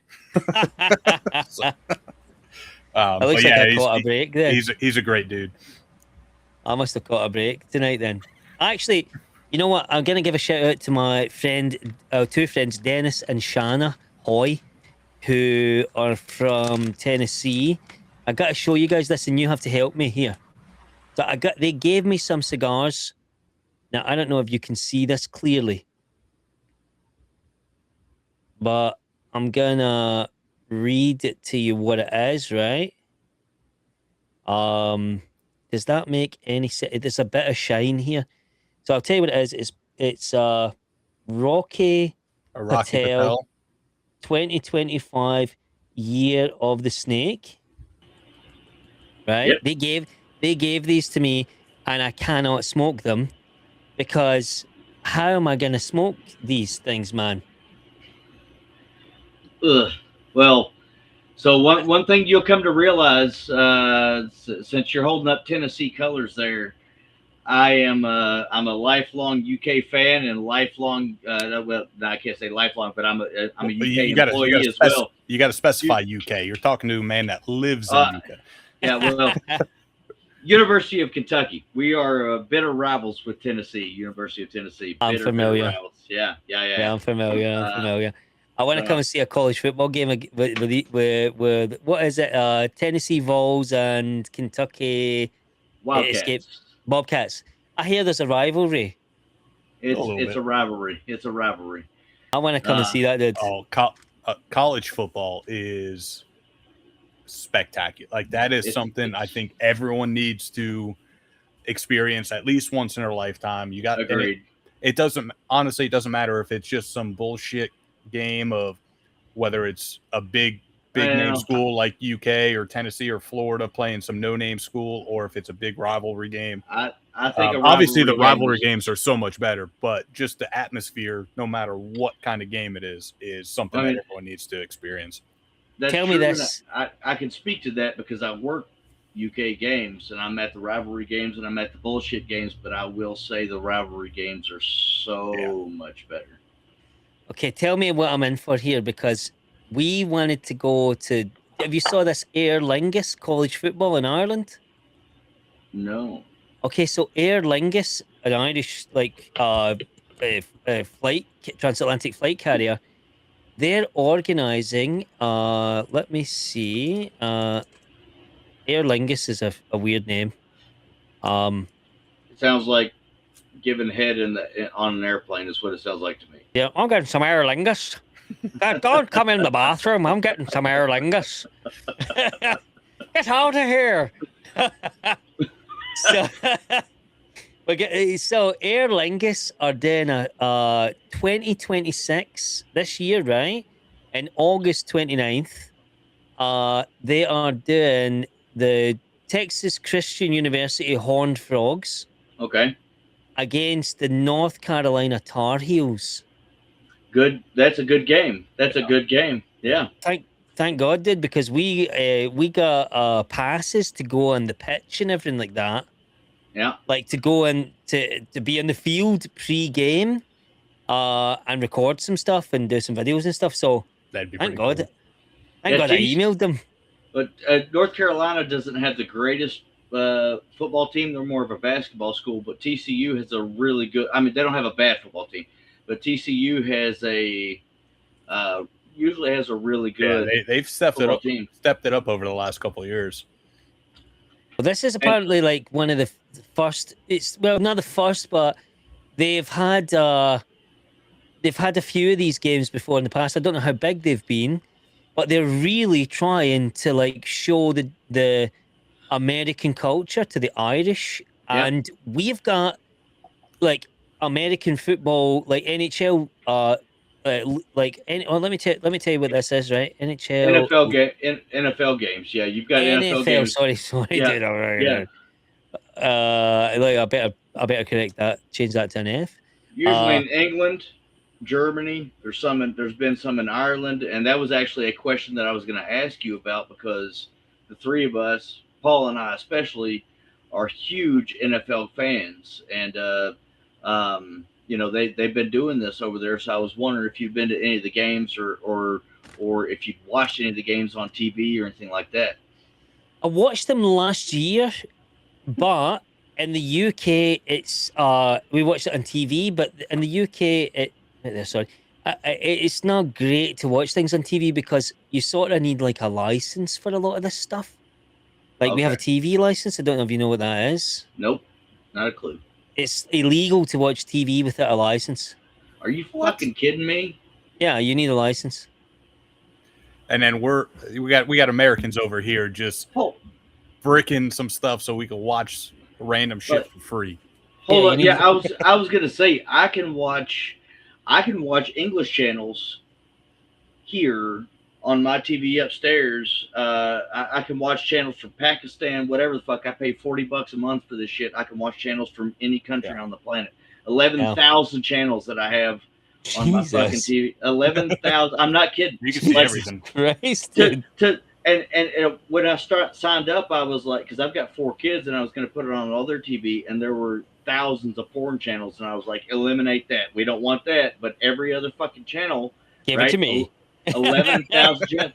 So yeah, that is absolutely insane. Yeah, I remember years ago I had one of those Fire Sticks, those Amazon Fire Sticks jailbroken, and it had every sports thing possible. I'd be waking up or getting home from work or waking up at 2-3 in the morning watching cricket or watching like rugby, like a bunch of random ass shit. Just I get home, depending on if I worked the late shift or the morning shift, I'd get home at 1-2 in the morning and just flip it on, and I'm watching cricket or rugby or one of these overseas like games that they play over there that I have no idea what I'm watching, but I'm watching it because I know there's nothing on here at that time.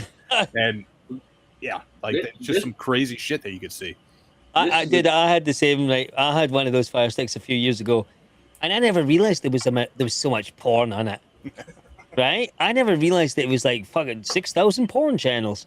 So I skipped through it, right? I was sitting here one night. Emily was away working. I didn't beat off or nothing, I promise. But I was watching. So I hope nobody that likes me is watching this, because their illusions are gonna be shattered. I wasn't doing anything illicit, right? I was just genuinely interested about the programming that was available to me, and I clicked on a bunch of that stuff. It was like Buttbusters 5.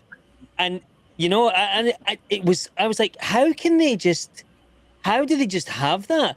So anyway, I clicked through loads of it. I wasn't watching it. I was just like, I couldn't believe that there was like 2,000 channels of that.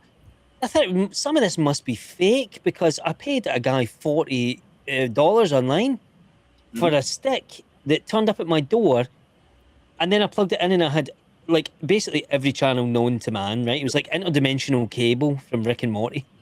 Right, I don't know if you ever saw that, right? And I couldn't believe it, and I went, "Oh, well, that's crazy! I can't believe that's there." So I was texting my mate, and I was like, "Hey, do you know this thing's got like basically everything on it? Like, it's crazy." And we were laughing away, blah blah. I had a few beers, went to sleep, woke up the next morning. Emily's coming back about an hour later, and then it says last watched. I turned the TV on, and it said last watched. And because I'd flicked through like 40 of these things, because I didn't believe that they were all live, I was like, there's no way. You can't even get on the internet for that stuff. You can't even search that on the internet and get exactly what you want. Like, there's no way all these things are real. I was like, wow, that's actually exactly what that channel says it is.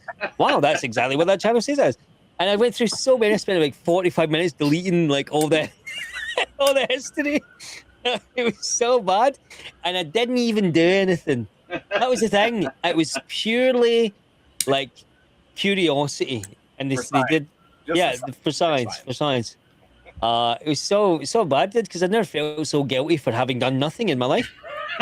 Like, I genuinely was like just having a beer with my mate, and I was sitting on the phone to him going, "Wow, did they have like, all this crazy stuff? Like, and it's real." I'm sending him videos and everything. 45 minutes in the morning on a Thursday deleting the history. Because obviously they don't let you just delete it all at once. You've got to go through each one. Make you work for it, yeah. Yeah, you had to work for it. So it's mad though. But no, in the UK we have a TV license, and I put up a video the other day. I can't remember exactly what it was. Somebody was telling me, "Oh, it can't be that bad in the UK," and I was like, "Well, what do you define as bad? Like, I mean, what do you like?" And they say, "Oh, well, we get this and that," and I said, "Well, in the UK, like, I'll bring this statistic up because it's pretty crazy, right? People don't believe this, but it's actually real. How many people are put in prison? Watch this, for TV licensing offenses in the UK yearly. Okay, Google is gaslighting me now, but 40,000 to 50,000 are prosecuted. What the fuck? What the Right? fuck? And you know who it is, dude? It's like God. 7. Yeah. Did you know who it is though? It says prosecutions. Here's Google trying to correct me here.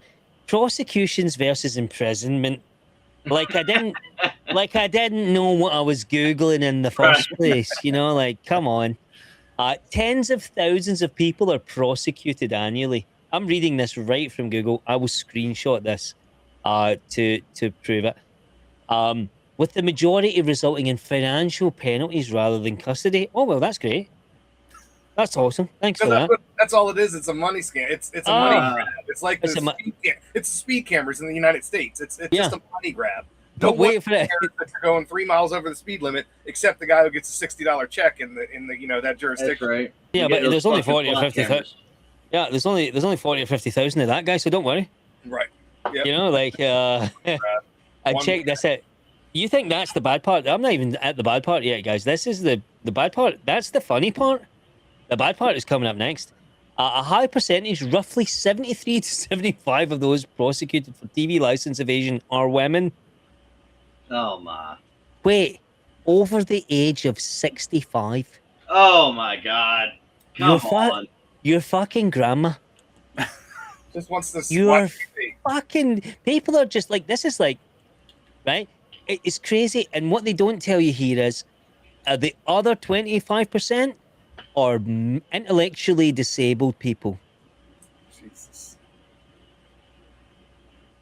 That's what we're doing here in the UK. Meanwhile, in the UK, we're just like prosecuting grandmas for watching like, TV. Yeah, and disabled people who don't even know that you need a license. We're like, you're going straight to jail. No peas for you. No fish, no chips. Go to jail. Crazy. You don't collect £200. You can go. You can get on Amazon right now and buy a fucking $20 antenna to attach to your fucking TV, and get 50 to 60 channels now. It used to be 3 or 4, and then it grew to maybe 10. But and they gave those out when that antenna TV thing was like 10 years ago. You could go online and get a voucher to take, and so you could get a free antenna, so everybody in the country could have free TV. That's wild, dude. No, like I've just found this actually. This is crazy. This is from a very well established mainstream media outlet in the UK called The Guardian. Don't know if you guys have heard of this. Yep, absolutely. TV license fee scandal. Now, the Guardian are not like, you know, that's not. They don't like Donald Trump, right? They're not right wing. Right. So they're probably, I would say, more left leaning, right? Without getting political, but they're probably more left leaning. Even these guys, the TV license fee scandal.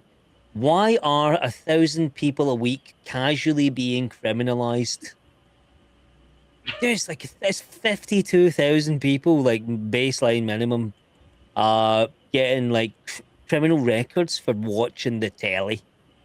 That's insane. So that's what we're doing. Meanwhile, that's what we're up to. Yeah, and you guys are locking people up for talking shit online too, right? I know it's bad, dude. That's one of the things. That's what a big thing for me in America is, like, obviously free speech. Yeah.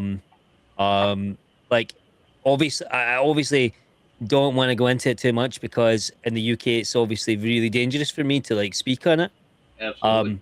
But we have some real issues here in terms of like being able to speak your mind, and it's punishable, you know.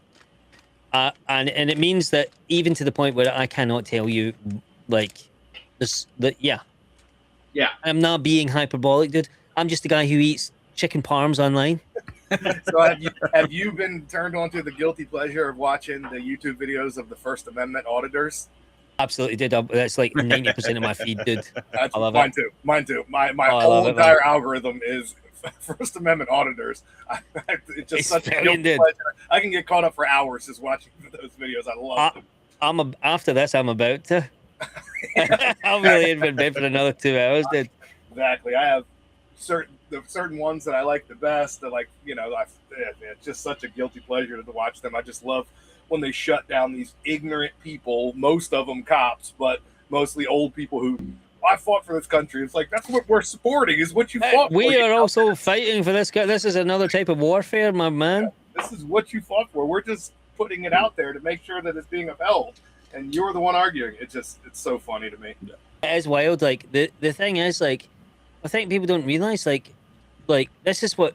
So the US and the UK government right now, like, we have a serious, like, we need to free speech is the basis of, like, civilization. Did you know? Like, from ancient Roman times, like the Senate, how we discuss their problems, that's how we solve stuff. Like, to limit that is to limit our capability to solve stuff. So I'm huge on that First Amendment, because it's very important to me that my kids and the future generations of people that are related to me are able to solve the problems that we face as a civilization. I feel like we need to be able to solve that, like, to live, because we are literally one pubic hair away from being fucking smashed by an asteroid at any given moment. And if we don't know how to figure that out because somebody's going to get sad or offended, like, we just deserve to be smashed by the asteroid then. Don't talk about it. Just get hit by the big meteor or whatever.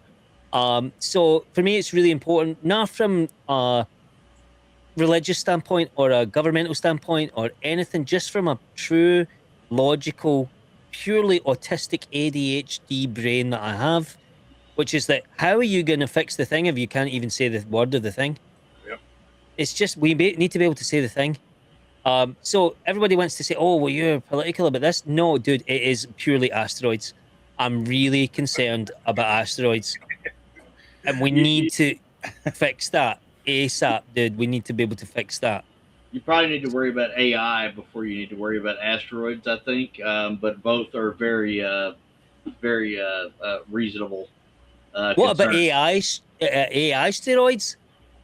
Well, there you go. There you go. Combination of both. Well, we do have that satellite or whatever that's going towards the moon, that people are going to say that the moon's going to explode or come off track and fuck us all up. What is that one? I don't know about that one. I don't know. I didn't read it because I thought it was funny, but something about, I don't know if it was a satellite or a rocket that was doing its little orbit. Apparently, it's making its trek and it's going to land on the moon, or it's going to hit the moon. And people are flipping out that it's going to change the path of the moon, that it might change this and that, and then we're going to have a big tsunami that takes out the world, or maybe the moon is going to break apart. And I'm like, no. Do you know how much shit hits the moon on a daily basis? So much bigger than a tiny satellite. much bigger things hit the fucking moon constantly and regularly. Dude, they did nuke. They nuked the moon. They nuked the moon, didn't they?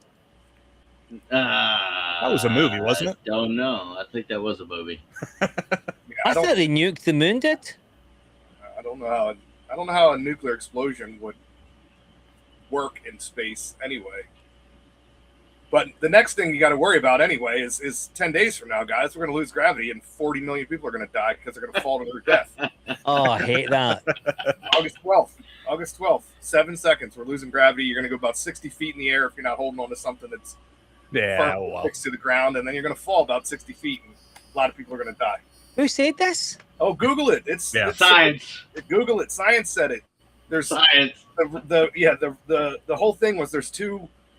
I'm going to fuck it up, but there's two black holes that collapsed or something in deep space, and the shock wave or something that came out of them crosses Earth at the same time. And so for 7 seconds, gravity will cease to exist because of this wave passing over the planet or something like that. August 12th? Yeah. August Coming up 12th. here in 10 days. Do we have I got to look up.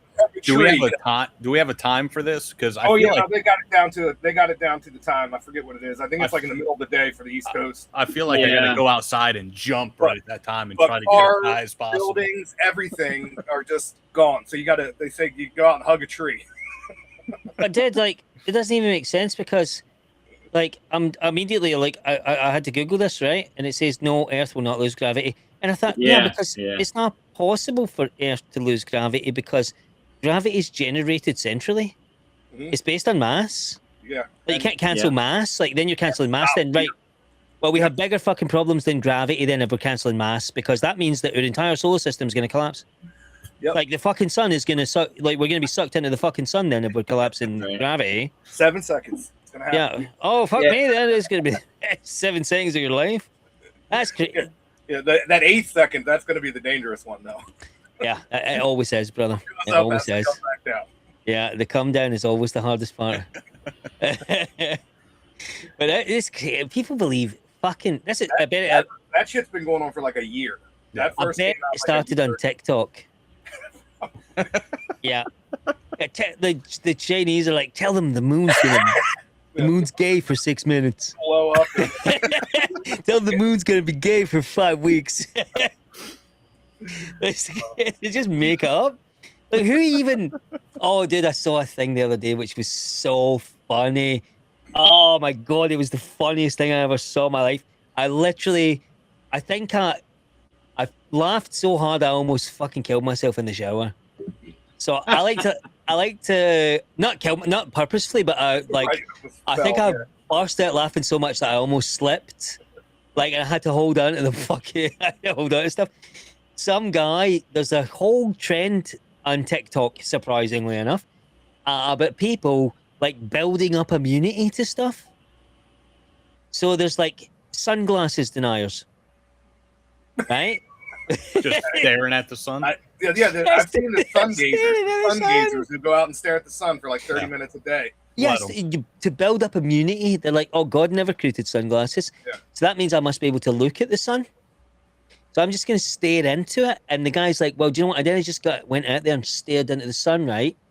And I'm not going to go blind, obviously, because what happened was I started staring into the sun for 3 minutes every day and I didn't get sunburned. So that's my body building up like a layer. And like, it's just like people, I'm going to send you a link to this after this guy. This guy genuinely believes what he's saying. He actually believes it did. And it's like, his eye is like just fucking Yeah. Burned. Yeah, burned. his eyes are just fucking twitching up, and he's like, "Oh, I'll be staring into the sun," and he's also sunning his asshole. Oh yeah, I've seen those. I've people seen too. those. Like, Yep. dude, you know, nobody. There's a reason it's between your cheeks, mate. Like, nobody's flapping around like fighting dinosaurs with their asshole out. Like, this is not like the internet is great for that, dude. Honestly, it's like infinite amount of infinite laughs. But this guy really, and he was English. He was like he was from like Liverpool or something like that. And I'm just thinking to myself, dude, it's never sunny in Liverpool. There's no sun there. That's like, why he can get away with it, because he's just staring at a gray sky. yeah, he's just looking up into the cloud. That's a cloud, brother. And you have just you're just doing a sexual offence in the middle of a housing estate. Like, you're just showing the neighbours your ass. Lay on your back with your legs up over your head. And the funny thing was, he looked like the kind of guy that would like smash a glass over your head in the pub for looking at his girlfriend in a wrong way. Except now he won't. Now he won't. I was going to say, he won't be able to see you looking at him because He's got his cheeks spread and he's on the balcony with Yes, sunburnt asshole and scorched eyes. that's the thing. That's probably the biggest thing about any social, whether it's Instagram, TikTok, or whatever. It's people see stuff like this someone posts something as a joke, and then these kids see it as, oh, this is real, and then they end up hurting themselves. Like the new thing is those what are those liquid filled like stress balls? The Nitos. The Nitos. Trust me, I know all about it. We have probably 100 inside. My kids. There's a new thing apparently. Group is addicted to them. There's a new The thing about Nemos? heating them up. Yeah, so in the Google microwave. Nito, Neehdo, I think. Something They're just like like sensory. They're squishies essentially. I see it, right? They make them in different feels and different sizes. Some are filled with sand, some are filled with gel. Well, yeah, somebody put out there you can put it in the microwave. So these kids are microwaving them and squeezing them. They're popping like hot lava all over. Giving them like 3rd-degree burns on the face. But I mean, that's common sense. Well, yeah. I asked my kid, I said, would you ever put one of these in the microwave? She was like, no, it'd probably explode. I was like, thank you. Just don't. Dude. That goes back to the fucking Tide Pod shit too, right? Yeah. I mean, they're idiots. We're still living in the Tide Pod universe, dude. We have not escaped. Yeah. Well, We're it's just- still there. I don't I remember- think that's where CERN shifted us to. That's what happened. Yeah. That's a timeline now. Yeah, Oh, we're shifting into the conspiracy theory podcast. Like we're Oh, yeah. we're morphing into that. We always do somehow. We always end up there. No, well, did you I know? don't remember who it is, but there's a guy that gets on those what is it, like Omegle and those like video things that you can just skip people, whatever. Yeah. And he tells them to put a full egg in the microwave Egg in for 5 the minutes. microwave. And they all do it. And they do it, and the fucking thing explodes. The microwave door comes flying out. And fucking this hot ass yolk comes flying out, and he's like, fuck you, and skips. Is that? And then you can see the crazy, parents dude. coming running downstairs, and there's a 12-year-old crying, covered in hot egg, and the microwave's just blasted open.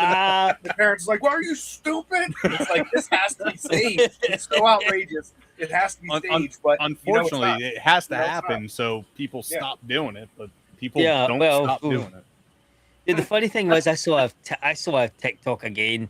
It wasn't even a TikTok. It was like Instagram. I think it was. It was some platform. Might have been YouTube Shorts. And the guy is like, "Oh, do you know why they sell canned foods in a can? Because that's the thing that you heat up because it's metal, and so you just Oh, put yeah. that right on the stove." And it fucking And- explodes. Oh, dude, it was a black guy, right? And it scorched him so bad that he became white in the face. Oh my It god. literally stripped about 5 layers of skin off this guy, and he was just a white dude now. And that will never fix. That is it. You are there now. Like, that's it. You are. I saw It's I saw some kids doing it, and you see the can sitting on they had an electric stove top, so you have like the flames coming up, and you see the can just rattling. Oh, and God, they get behind like the door or whatever, and they're like, "What's going on?" Like, someone go grab it, and one of the kids was like, "I'll go grab it off," and it takes a step out, but like only like halfway, and fucking I think it was black beans or some kind of refried beans just coats the wall. The funniest fucking thing in the world, because none of the kids got Oh. hurt. Luckily, they were hanging behind the doors and walls, but the whole kitchen just like exploded in beans. vaporized black beans, I dude. tell you what, that reminds me. When I was in college, I lived in the ice hockey house, played hockey for University of Maryland, and we got like a sponsorship with Pepsi One. I don't know if you remember, that was one of their failed versions Yeah. of like 1-calorie Pepsi. We had pallets and pallets of that shit at our house. We would go on campus and like hand out as like whatever. And we had a fireplace, and we played hockey in the winter, so we had parties after every game, and we had an open door policy. I mean, we didn't even have a door in the back. I mean, this was like it was a college house, you know. I mean, like there was squirrels in the house all the time. Like it was a shithole. You kept your room locked and kind of in order, but the house was just a fucking Free shithole. throw. But I would all the time. I would get drunk. We'd play beer pong, and I'd get drunk, and I'd grab 1 or 2 cans of Pepsi One, and I'd make my way over to the fire where everybody's dancing in the living room, and I'd roll one into the fireplace and just slowly walk away. And about 10 minutes later, it was just like ash bomb. Boom.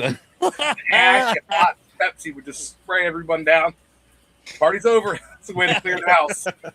Gee, that is a way to clear the house, dude. Jeez. Gee, that is crazy. Like, I mean, I'm trying to think. I did see another video that made me absolutely. Oh, that your story sucked me in so much that I don't remember what I was going to talk about. What was it, dude? Oh, anyway, that is very funny, dude. But like, we never had this type of thing in the UK where you were like a sports teenager. Oh, yeah. Like, that was not a thing. Like, we didn't have that university fraternity. Yeah, no, it's a big thing here. Like Yeah. I went to Maryland, and we had like the frat culture is different. Like the fraternity culture, that was, you know, based on your. I never got into it, so I don't even know what they do. But there was just like a social group, I guess. Yeah. But every sports team had their own house as well. So a group of people from the team would usually live. Some would live at home, some would live on campus. But then there was always a group, like the hockey house. We lived next to the rugby house. The baseball house was behind us. Oh, that Like, sounds and so everybody would have parties, and so you would just know, oh, rugby house having a party tonight. Everybody know where to go. You know, baseball That teams sounds having a party mad, tonight. dude. Everybody know where to go. And so it was fun, and all the houses were the same. It was like the bedrooms were locked during the parties. The Yeah. house was just open door policy, like to the point where We had parties so big where like we would have kegs delivered from the liquor store because we needed. I mean, we got a citation one time because they came around and the city inspector counted, I want to say like 60 kegs on the property that were just empty that we just needed to return at some point. But it was just like, oh, we're busy. You know, we're in college. We're busy. And so we got a citation. We had to take all the kegs back. But yeah, it was, I mean, you would have hundreds, 1,000 people sometimes in just a single family house. And I mean, people would sign the walls and the furniture would rotationally, we would get furniture off of Craigslist because when the mood was right, we'd take it to the field and burn the couches just for fun. After a big win by the basketball or football team, you know, it was it was fun. It was definitely fun. But looking back, I don't know how we all survived. That's the thing that still happens around here, Paul. I'm sure. I know it does. Well, no, if UK wins the national championship, we burn couches, we burn cars For no reason. Yeah. I want to see that. Cars. We never did cars, thankfully. Oh yeah, messed up. you know we'll set Burn your we'll, own we'll, couch. That's one thing, but you burn somebody else's car. That's kind of fucked up. now we'll flip a car and set it on fire. It's happened. It's usually a couch, but the It's cars happened. it has happened. Now, police car, I'm all for that. Flip that son of a bitch and light it on fire, but don't do it to public citizens. They'll do it with a Tesla because the fire will never end. It'll never end. It'll burn to the never core end. of the earth. we just never had like any of that stuff like that you guys. I'm not saying you take it for granted, so please don't think I'm saying that. But like what you had, like that experience, just like What we're chuck it- used to.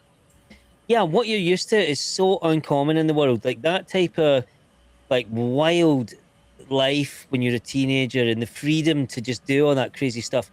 That is not common, man. Like, and I want that for my kids. I want my kids to grow up in a place that I saw when I was growing up, because I obviously we're heavily influenced by American media here in the UK, right? And now when I'm an adult and I look back and I think, right, I had a great upbringing. I was really lucky because I was probably that generation where, like you said, Paul, you never had iPads. Like your kids, obviously, like they're stressing out if they don't have an iPad or whatever. We never had that, dude. Like I was telling a story earlier to Dana and Brian, and they were like, I was in the pub with these guys, right? And a wasp came and I went, whew, and just chopped the wasp. And they were like, how did you chop that wasp? And I was like, well, I grew up throwing rocks at people throwing rocks at my face. Like we didn't have TV, did. And then she was like, no, one of the person who we were sitting next to, there's actually this woman in the pub and her husband, Hannah, and I think the guy's name was Cameron. And another wasp comes and I went "Tsh," and just whacked the wasp out of the air. I hit it in the face with one of my fingernails, knocked it out, and I went, finish it. My wife stomped on it, right? And did this twice in the space of 3 seconds. She's like, how are you so good at this? And I'm like, look, we never had the internet when we grew up. Like, we found our fun throwing rocks at each other's faces. And we believed, because we smoked so much weed that when we were younger, we smoked so much weed that we believed that if we shut our eyes and threw these rocks at each other, we could sharpen our senses. And we would become like at one with the flying rocks. Ninjas. Those You know what? Jedi senses. Dude, it worked. It Well, worked. we would beat each other with sticks. My Yeah, friend and I, we'd get big ass sticks and stand on top of a mound. There was a rope swing, and we'd beat the fuck out of each other with sticks. And whoever gave in first didn't get to go on the rope swing. There you go. That's that. Yeah. I remember me and my cousins would go in the woods with BB guns, and we would have full like jungle warfare. And Warfare. Yeah. One Traps and shit like spike person pits. We did that person with, one had the least amount of little red welts on their body when we got That's right. back. When we were done. we did that with frozen paintball guns or paintballs. Yeah. I mean, yeah, we're from the generation of lawn darts. I mean, remember, did you have lawn darts? Oh, Yeah. fuck, dude. Fire Jeez, them up in the air and hope they don't land on your skull. dude, those things were deadly. Those split you in two like a shard of piss. Yeah, Like, they were sold. You just get at the peeled. store. Mhm. But there's the thing, like, and she was like, "Oh, that's crazy," and I went, "No, that's not even crazy." That we would go into the woods and find big pebbles in the river and throw them at each other's faces. What's crazy is that we never thought that was hardcore enough, and we then decided that we would play another game, which was go into the woods at night set a big bonfire, put loads of sticks in the bonfire, and wait till the fire went out. So you just had the sticks that had embers at the end, and then you throw those sticks at each Yeah. other's faces Yeah. in the dark. That was the next level of the game. And the We- only indicator you had was flying embers, and you had to just, oh yeah, oh. And you know what? The funny thing is, you got fucking smashed in the face with one of those once. It never happened again. I know we Ne- do something similar. Do you guys have bottle rockets in the UK? Yeah, I know what you. So Or Yeah. Roman So we- candles. we Roman fucking candles, Roman that's it, candles yeah. or bottle rockets. So a bottle rocket, you know, you put that shit in a fucking bottle and it shoots off whatever direction the bottle's going. Yeah, And we'd set them shits off at each other. that's brilliant, man. You know, that's the next step up from what you're just We're talking all about. we're all roughly in our 40s, right? I think we're all in our 40s. Yep. Yeah. So yeah, Except Jerry. so Gary's a little younger. Jerry's What- in his 30s. I can 37, tell. 37 tomorrow. he's the only guy who's not Happy bald. early birthday. Yeah. He's the only non-baldy. Far from. Yeah, I'm actually currently growing it out for charity. So I'm currently it's- trying. Me too, it's like- brother. I'm trying. Me too. No, that was it. When I grew up, it was Jackass, right? And like bottle rockets and Roman candles. If you could duct tape it to something that moved, then somebody else had to run in front. So we got our hand in Roman candles, and we would sellotape them to our skateboards and all sorts of stuff, dude. So, like, but these kids these days are not doing that. You know, the only videos online on the 4th of July with people being irresponsible with fireworks were men in their 40s. Here's my wife Sarah, by the way. Everybody say hi Hey, to Sarah. Sarah. Hey, how are you? Nice to meet you. The only people that I saw on the July 4th videos of being completely irresponsible with fireworks were men in their late 30s to late 40s, dude. I didn't see a single 18-year-old experimenting for the first time. Well, that's as far as fireworks go, something that you'll find that is I don't think these two guys know about it. There are fireworks you can get in Tennessee that you can't get in a lot of the surrounding states because they have outlawed those fireworks. We have So- people go to South Carolina, pick it up, and come back because Georgia Yeah. and Florida That's don't. it. So Yeah. in Florida, I don't know about Georgia, but Florida, you can't buy mortars, like the big mortars that shoot up. Yeah, You yeah, can get yeah. those in Kentucky. You can get But those in Kentucky. if you drive to South Carolina, buy them, or Kentucky or Tennessee, and drive back down here, you can shoot them off. There's no law about shooting them off. You just can't buy them. So Okay. Now, Okay. there's- people will trek up north a couple states and then come back down. That being said, 4th of July, I was at my buddy's house until for about 10:30. We got a dog that is deathly scared of like those noises and stuff. So we kind of, Yeah. by the time that everything's going crazy, plus I don't like driving. Well, I wasn't driving. The wife picked me up, but I don't like being on the road when all these drunks are driving around. So I like to be home by that time. So I left about 10:30. We had 2 fires in the backyard because of the fireworks. Oh, shit. They were small fires, but they're like we But they're shoot a couple fires. off, we go inside, and all of a sudden someone outside taking a piss or smoking a cigar or something, like there's a fire out there, and you look out and all like the empty boxes Embers. are Yeah. just up in flames. So we go out Yeah. there and spray it, and then we go inside, we shoot some more off, and then 20 minutes later, hey, there's another fire out there. Dude, I fucking we you know the thing was like that was our first ever 4th of July, right? Like ever this year. And we got interviewed on Newsmax on the 4th of July in the morning.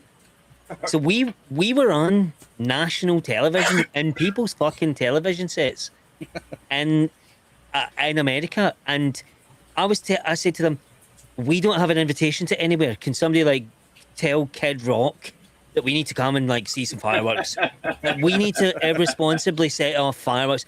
I need to commit like at least a misdemeanor. Like I need to get involved in a few misdemeanors. That's not going to affect my visa. Like, you know, they probably let me off with it. But I wanted to do some really irresponsible fucking like throw thousands of bottle rockets on a campfire, you know, and just run away. And I saw all the videos of these guys doing it, and I was like, dude, I need to go back to that life. That's Well, the type of, If you're doing it for America, they'll put you to the front of the line to get you your visa. So They damn sure will. I was doing it for America. I was doing it. to be American. I was doing it in the great tradition, the sport of being American. But we didn't get a single invite, so we ended up just watching the downtown fireworks from really far away because downtown Nashville was like literally insane. You just don't want to be there, dude. It's not a place for people. It's great if you're I don't like being there downtown Nashville in a normal day. Yeah, I can't imagine like a major Well, holiday. Now, think about this. So last year, college football, we talked about this earlier, Vanderbilt, which is huge. They're there in The field goals? Field goal post? Yeah. They beat Tennessee, and they ripped the field goals out of the field and took them down Broadway and threw them in the river. It was like a 2-mile trek too. It was like the whole crowd that was at the football team, everybody that rushed the field, or I would assume anyway, they fucking crowded the streets, shut down traffic, carried that fucking field goal. I want to know how they got it out of the stadium. How many people did? Neyland, I mean, well, no, what Neyland? It was at Vandy, but it was thousands of people. Thousands of people. And then they took the river, and for the longest time, you could go to Google Maps, and you could kind of zoom in, and there will be a little pin or whatever, and it'll say like the Vandy field goal post or whatever it was. You couldn't see it in the map, but there was someone put a post. Someone there. pinned it. Yeah. Oh, I love that so much, dude. But yeah, it was like It was like a 2+ mile trek of just these thousands of college kids just holding up field goal posts going, and they just chucked it in. It was. They did the cost. It was like $15,000 to replace it. It was like another $20,000 for contractors to install it. Here it is. Let's see here. Let me get past the news lady. So there they go. Oh my god, dude, that is amazing. Right down Broadway. I mean, just thousands of it, just a river of people. I'm sorry, it was Bama, not Tennessee. It was Alabama, who is a big. They're a big football powerhouse. There they go with the field goal right there, right down to the river. It's right down, and there it goes in the river. Yeah. Yeah. How that made it out of the stadium, I'm still flabbergasted. It ended up costing the school over $150,000 because you see on there they got fined $100,000 and all in it was like almost $50,000 to replace it and pay contractors to put a new field goal up because you got to get a crane and everything else. Yeah. It was like that's $100,000 hit to the school. Well, money well spent, if you ask me. Money well spent. In college football, at least in the SEC, if you storm the field, the first offense is $50,000. After that, it's $100,000, and it goes up from there. Is that fans? No, money, dollars. Oh no, I mean not 50,000. You have to kill 50,000 fans. Yeah. Yeah. So who pays that then? The school? School. The school. The camera is tripping me out here. Like I don't know if my hat is actually straight. Like it's leaning to your right a little bit. I'm looking at myself on the screen. There you go. Yeah, sort of. That's to your right. There you go. There we go. I'm reading your hat backwards. Yeah, I got it flipped on Google, but yeah, for the longest time, I don't know if it's still there, but you could see Vanderbilt goalpost in the river. Absolutely amazing, dude. That's this is the type of thing that makes me just love America. It's like, who would come up with that? Nobody would think of that in the UK. We wouldn't be like, oh, let's take the half of the stadium and put it in the field. No one would think of this. Like we wouldn't. This is not a thing. Like that's what that would be like. During a soccer match, so like fans rushing the field and taking the whole fucking net with them, the goal with them, and then going down and throwing it in the damn river. Well, hey, you know what? You know what would happen, dude? Like the local council would get involved. Oh yeah, and everybody there would be. They would have like some sort of order placed against them, and they wouldn't be able to watch TV for 3 years. Like something there would be repercussions to that. Like we wouldn't just let that go. I don't think they looked for anyone involved and tried to punish. Like I really don't think nobody got in trouble or expelled. Yeah, I was gonna say in retrospect, those kids went to the game the next weekend. The same kids that did it went to the game the next I week. think And so they should, because I think they that's- put a post up, if I remember. I think they put a post up because they took it through the stadium, through the tunnel where like bands and buses pull in and stuff like that. Supposedly, I think they put a post up and said that door is locked and chained. Don't try it again. that's the appropriate response. That is the appropriate response. You know, but the thing about this country is that there's so little of anything that we wouldn't. It's just unfathomable that people would. I don't know how to explain this to you. It's just the most American thing I've ever heard. And I don't want my kids to live in a shitty place where you can't do that. Right. You know, I want my kids to grow up and like see all this like absolutely these incredible American experiences. And that's why I say to my wife, I said, I would never raise a child in the UK. What's the point? Like, they can't even watch the telly. It's insane. You know? That's insane. You know, so what's the purpose? And people say this to me, are you not worried about your kid getting shot? I'm like, no, never. No, why would I be worried about that? Because Because I'm going to shoot my own kid. Because if anybody's going to be shooting my kid, it's going to be me. People say the craziest things to you, and I'm like, do you know the real statistics for that? Actually, have you actually even bothered to look into the how minuscule that actually is? Like, you're being fed shit, like, and you're eating it with a knife and fork and dipping it not in ranch, but in like ketchup. You're dipping the shit that they're feeding you in ketchup, and you've never even tasted ranch. Like, this is not what America actually is. Like, it's not. They don't dominate the world and have never just created every cool thing known to man ever, because it sucks, dude. Do you ever know in a country that just created skateboarding, the internet, porno, like, you know, like, they just created all of that, and you're like, oh, it's dangerous there. Well, do you know what? If my kids are gonna get shot, that's the hit I'm gonna take then, for skateboarding and porno. Like, I would take that hit. So that's one of the things about the mainstream media, and mostly the national media, not so much the local stuff, but mainstream media. Obviously, they thrive on shootings or whatever the abortions or whatever the side of the spectrum, the political spectrum they're on. They want to throw all that out there, and that's what it gets thrown out to the rest of the world. And when in reality, like, I could go down the street and we're sitting with blacks, me as a white person, Hispanics, that's for the majority of Florida, Greek people, that's Florida, and we don't give a shit what like nationality you are, what color, right? We're just having a good time. Like, as long as you're not an asshole, I'm not an asshole, we're gonna have fun. But the media, the national media, blows it up like, oh, this person got shot today.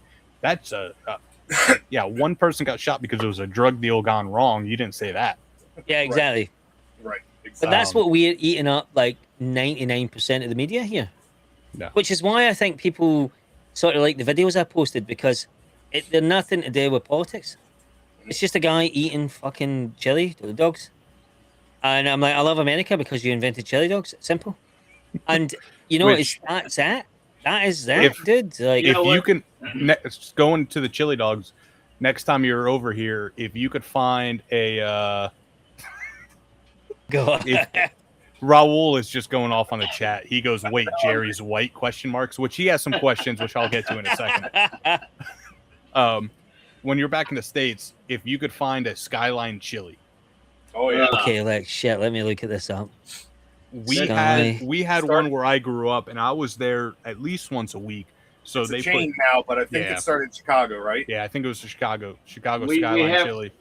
And they put chili on spaghetti. They put chili on hot dogs, mac and cheese. It is, and they load it up with about 1,500 pounds of cheese.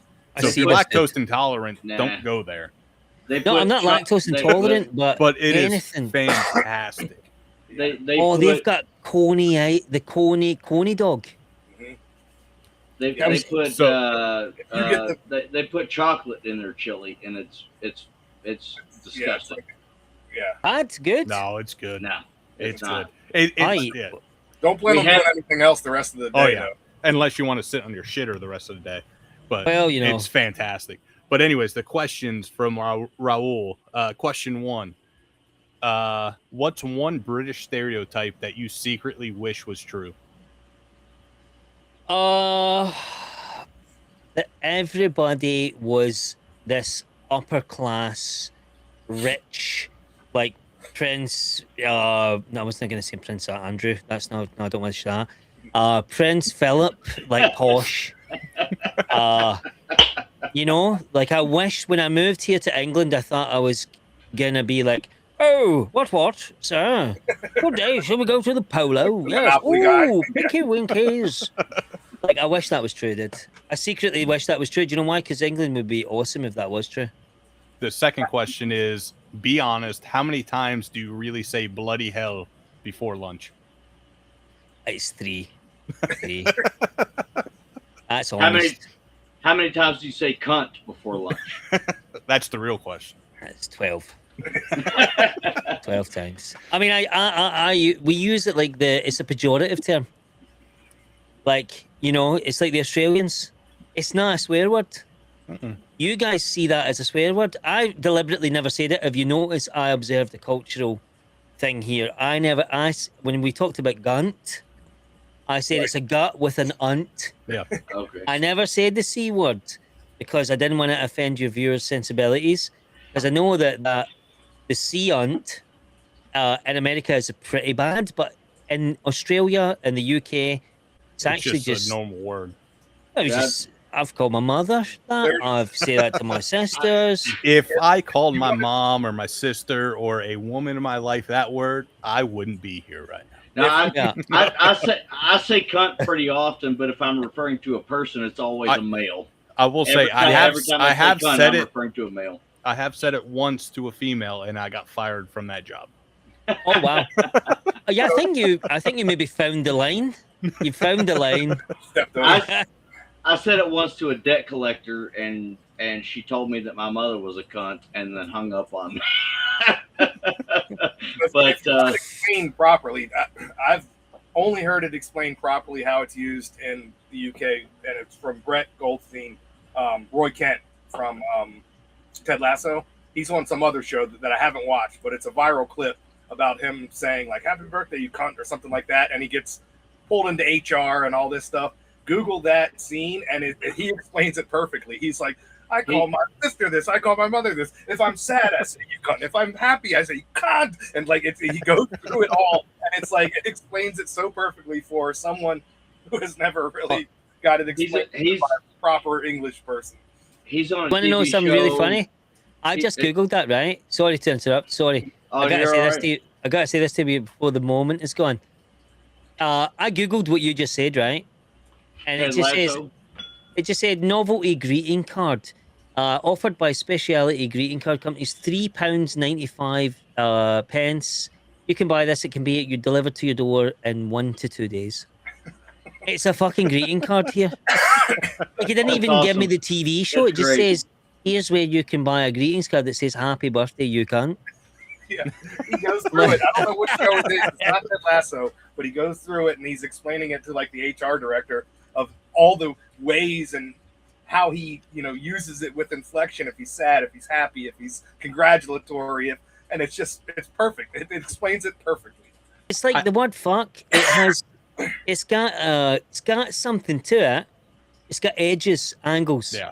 And it can be used in loads of ways. It's expressive. It's alliterative. It can be used to say, "Oh, you cunt." Oh, you just kicked me right in the cunt. It can be used in so many ways. It's so versatile. It's like having. Who says these words are bad to say? Like that, like cunt, fuck. Like these words are like expressive. Those two words can be used really well in in conjunction with with each other. Fucking cunt. You fucking cunt. And so do you have Apple TV there in the UK? I'm sure. We have to pay to watch it. Yeah. Well, we all have to. Yeah. But you probably have to the have government. some... We have to pay the government. This is bullshit. Well, there's a TV show called Ted Lasso, like Paul was talking about, and it's about an American football coach, a college American football coach, and he goes to the UK to coach a soccer football team there in the UK, and it's amazing. It's one of the best TV shows that's ever graced anybody's eyes. 3 days. It's season. That's right. 3 days, a new season comes out. They went away for a while. They were like, we're not doing any more seasons, and they were like, yeah, we're going to do more seasons. What was it called? Ted Lasso. Ted Lasso. TEDLASSO. It's fantastic TV. It's a great show. But I know this guy. He's funny. Yeah. The other show that you were talking about, Paul, that Roy Kent was in was called Shrinking. I want to watch it just from that scene that I was just talking about, but I haven't got into that one yet. It's also on Apple TV, and it's in that same vein of TV show. It's something that you've got to watch and experience. It's fucking fantastic. But our guest, I wanted to ask you, or wanted to tell you, the next time that you're in the States, to bring us back to why we're here, talk about the things that you experienced. Honey mustard with fried pickles. You need to try this. Okay. So, I've never tried. Real quick before we go off too far, Raul goes, "What in the baby Jesus name did I walk into? This language." Go ahead. Yeah. But yeah, so, anything with pickles, fried pickles, whether it's Dr. Pepper and pickles, which I saw that video the other day, it's fantastic. Great. Anything with pickles is amazing, by the way. I love pickles, man. Honey mustard fried pickles is fantastic. However, I'm a huge. I don't drink water and Dr. Pepper are the only two things that I drink in my day. And whiskey. And orange juice and whiskey, but those don't really count. That's not really what I'm talking. Throughout the day, for the majority of the day, water and mostly Dr. Pepper. Do they have Dr. Pepper in the UK? And were you aware of its greatness before you arrived in the States? So, yes, we have the brand, but there's an important distinction here. We don't. The UK has a tax on sugar. God, You guys have a tax on everything. Well, I know. There's no sugar in sodas. It's all corn syrup, right? Well, yeah. Well, here's the thing: that it's corn syrup in the States, right? But in the UK, it's sugar, cane sugar, or whatever else, right? And so that's there's got to be so much better. Yeah. No, I can imagine how much better those things are. no, it's not. Have you ever had them? They call it Mexican Coke. It's got the real sugar in it, and everybody's like, "Oh, it's so much better." It's not fucking better. Ours, It is better. I disagree. I like the Mexican Coke so much better. It is made with corn sugar. I can go buy it at Sam's right now. I don't know. McDonald's Coke and McDonald's Sprite is better than both of them. I don't know what they're putting. They might be putting crack in that shit. Yeah, I think McDonald's Coke is a different situation. Yeah, McDonald's Coke is a different situation altogether. They got real sugar, like cane sugar in there or something like that. But in the cane UK, sugar. Yeah. That's the brand. It's called Cane Sugar Factory, but all they put in there is sugar. Made from real cornstarch, real hydrolyzed corn. Well, that's made from real no sugar. Well, that's how they do the all beef patties. Is because the company they buy their meat from is named the All Beef Patty Company, so they can say it's all beef patties. It might not be beef at all. Who knows? But they buy it from the All Beef Patty Company. Not to get too far off topic, but do you guys remember when there was that rumor going around that McDonald's burgers were horse burgers or horse patty burgers or whatever? I heard that about Arby's. That happened in the UK, and they tested it, and it was horse. Yeah, it might be. Like they did a DNA test, and it was horses. I heard it about Arby's roast beef. On the other show, we can talk about the real conspiracy of what they're made out of, but we won't get into that here. Kids, Soylent Green. That's right. Do you know the thing was? I went to Iceland and I ate a horse. Not a full horse, but parts of it. You know? Horse heart and horse, like, breast meat. Oh. And it was really good, man. It's really good. I've had my friend's wife is from Bulgaria, and they have, like, a cured appetizer. It's just cured horse meat with spices and stuff. It's fantastic. Good. It's really nice. Like, I mean, why does a horse get to not get eaten? Right. Why? Just because you got 4 legs and I can take you We can go a couple of hundred miles with it. It's because we put a saddle on them. If we would put a saddle on a cow, we wouldn't be eating them. We'd be eating the horses. That's the only reason. 100% did. And I would eat dog for the record. A horse is like a big dog. If I needed to eat dog, I would eat dog, but I'm not in a big hurry to eat. Yeah, dog. I'm right there. No, I'm not going to eat my dog. Right. Just in case my dog ever watches this back. If it came down to survival, if it comes down to survival, I'll eat my dogs. I have two. If it comes down to my family dying or the dogs dying and we eat them, that's what's going to happen. I'm going to shoot them and then we're going to eat them. But it's going to be a sad day though. Right. Yeah, it's going to be a real shitty meal. Oh, you know, you're crying dog meat. Yeah. It's gonna be a bad fucking day. You know, not only the fact that we've realized that our lives have come to this, but we're also eating our dogs. It's gonna suck. Hanging up on the background. Oh, this sucks. Yeah, this fucking sucks. But if I have to, I will. However, horses are kind of like big dogs. I mean, here in Kentucky, especially where I live, horses are a big thing. So like we have the Kentucky Derby here, but right outside of where I live, we have horses and horse farm. Johnny Depp owned a farm here. Steve Zahn, he's a pretty big actor, at least here in the States. He owns his wife owns a farm around here, and he lives around here. We've got princes from Dubai and Saudi Arabia that owns horses here. Like it's a big situation around here. A lot of money. You know Jeffrey's what I mean? mates. Big actors, princes, and sultans, and all this bullshit. A lot of fucking money flowing around here. So, growing up in Kentucky, at least, because my family raised horses as well. To me, they're like big dogs. So, yeah, I'd eat them if I needed to. I'd probably eat them if somebody's like, "Hey, this is horse meat." Okay, I'll try it, but like, I'm not in a big hurry to go, kill my punch him one in the face. Right? Yeah, I mean that didn't seem like a good idea. No, they kick like a son of a bitch. You don't want to get kicked just by a horse, If you get kicked like a horse, you get Christopher Reeved. Yeah, you get for sure. Superman. For sure, but no, right? I mean, they eat them in Iceland, and I don't know why, because there's not even any horses there. Which is so the weirdest shit that you've ever heard. Like, you don't even have horses. Like, you got penguins and everything, or whatever. I'd eat a penguin. I would eat a penguin.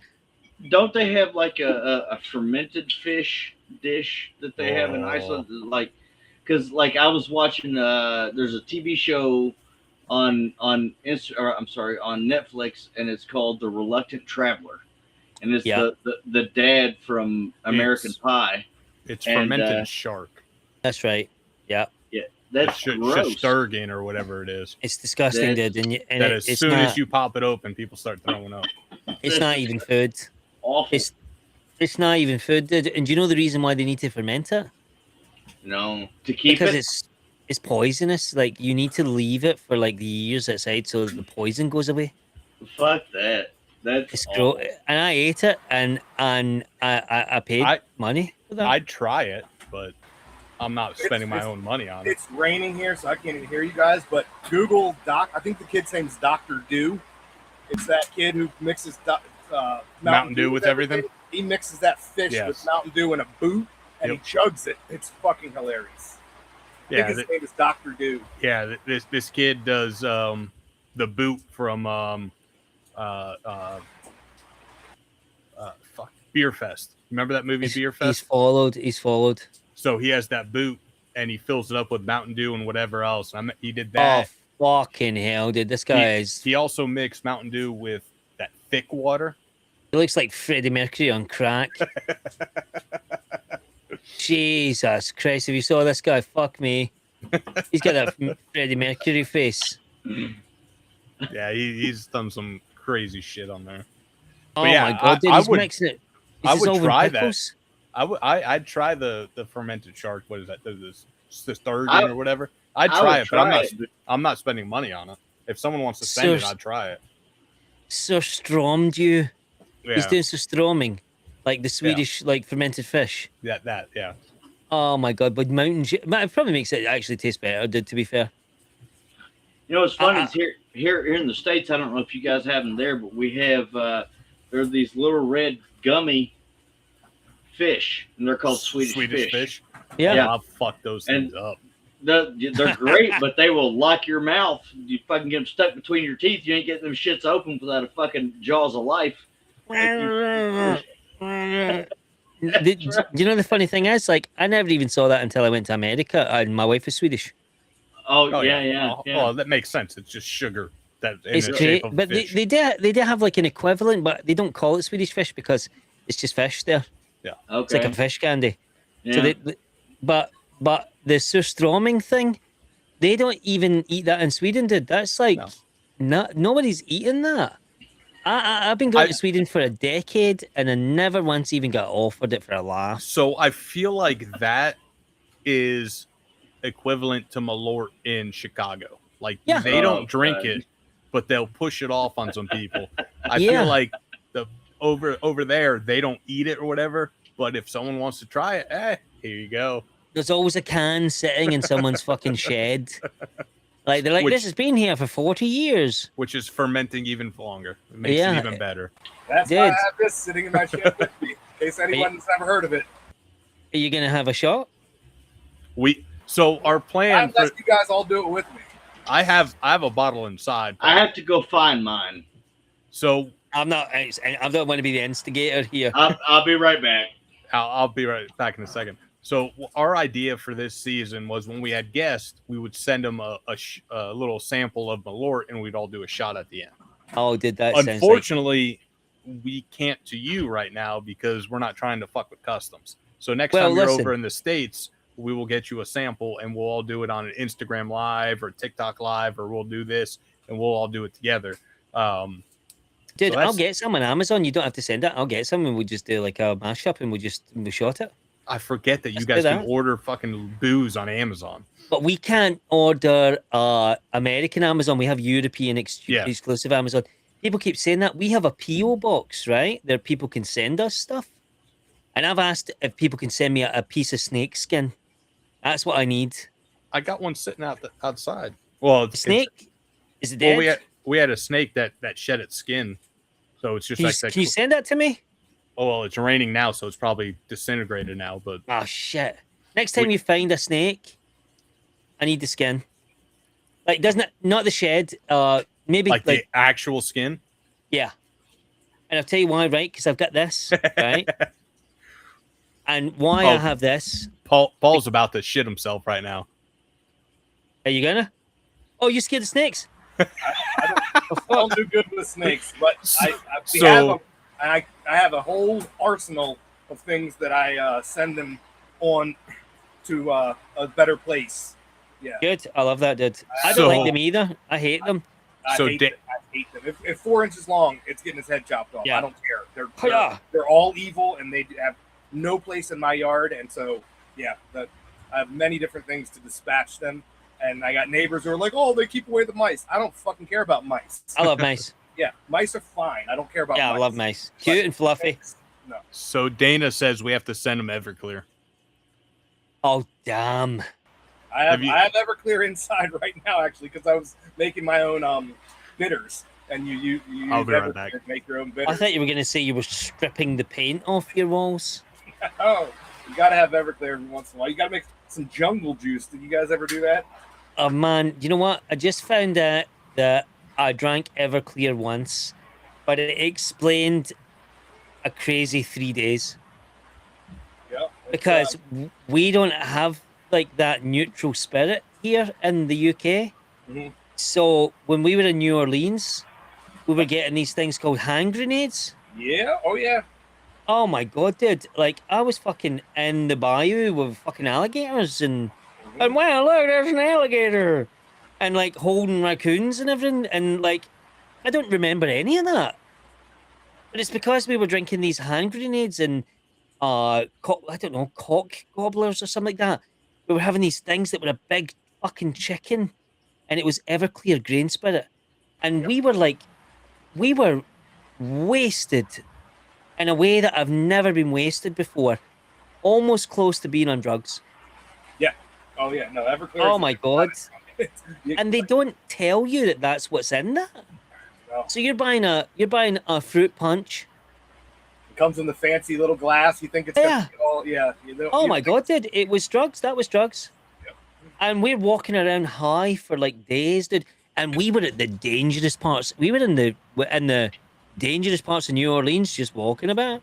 Everybody, I have the same story. You always you get the grenades, and you get, night comes to an end. You're trying to find your place, your hotel or whatever. You end up, 3 a.m. Some dude working on his car, and he's like, "You shouldn't be in this part of the neighborhood, son." I'm like, "Thank you, sir. Thank you, sir. How do I get back?" Did my wife phone you and tell you this? No, That is almost exactly happened to me. Dude, that is almost exactly what happened to us.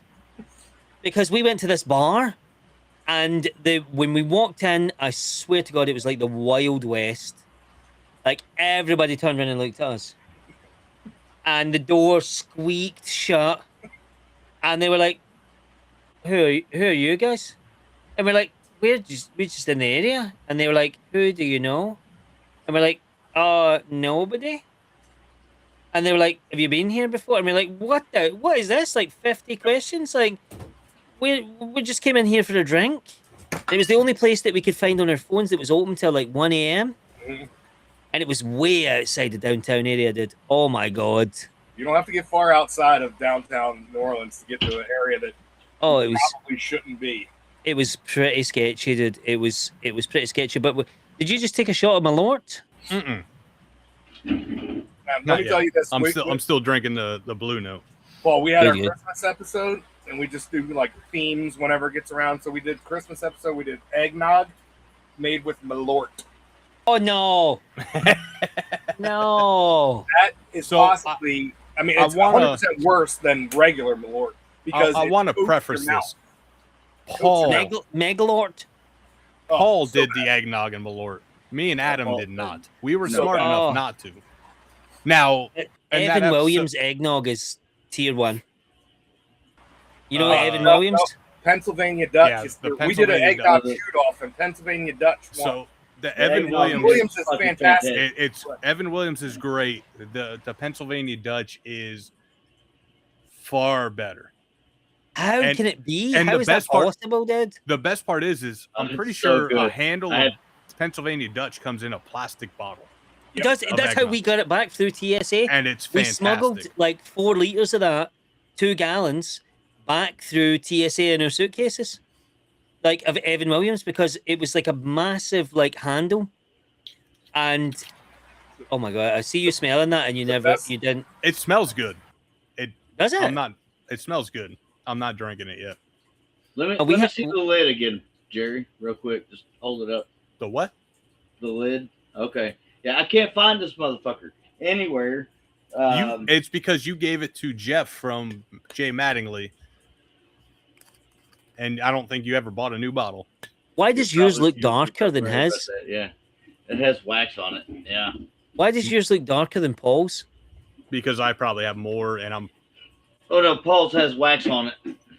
No, I think they're different. Is that not 2 different bottles? No. The liquor. It's probably because I have more in it and he doesn't. Right. Is there more than one type of Malort, or is it all the same? You have barrel aged Malort that they put in a barrel. That's criminal. That is criminal, dude. Who is wasting barrels like that? That's not even necessary. Like, that is robbing good whiskey. But yeah, before driving up. Oh, now, make no mistake. They do produce some good whiskey. I'm not gonna say they make it. They source it, but they do actually produce some really good fucking whiskey. The Jepson's good. Yeah, the Jepson's bourbon is. I did actually see that. That's why I'm getting confused. Because they had, I did see that there was a few different types. So maybe I'm getting confused by the colors. Yeah, they got lighter than his. I don't know why. Maybe it's just the lighting. Yeah, it's probably the lighting. I have a ring maybe light the lighting, yeah. Because I'm sitting in the shed and I don't know, maybe it's the lighting. I need to get myself a shed. I need to get a shed. Yeah. Well, I just found out today that my shed leaks. Because why is it pouring down rain and it's leaking all over the door? Where are you right now, Paul? I'm in my shed. No, I know that, Maryland. but Oh, Maryland. right, I'm in okay. Pasadena, Maryland, which is like 15 minutes from Annapolis, 25 minutes from Baltimore. Okay, so it's raining. Is that typical right now for your weather or not? Yeah, I mean, we get we've had some storms recently. This, I think, is the tail end of the storm. Last week we had a storm that knocked out power for like 2 days. Sucked. Generator out, extension cords running everywhere in the damn house.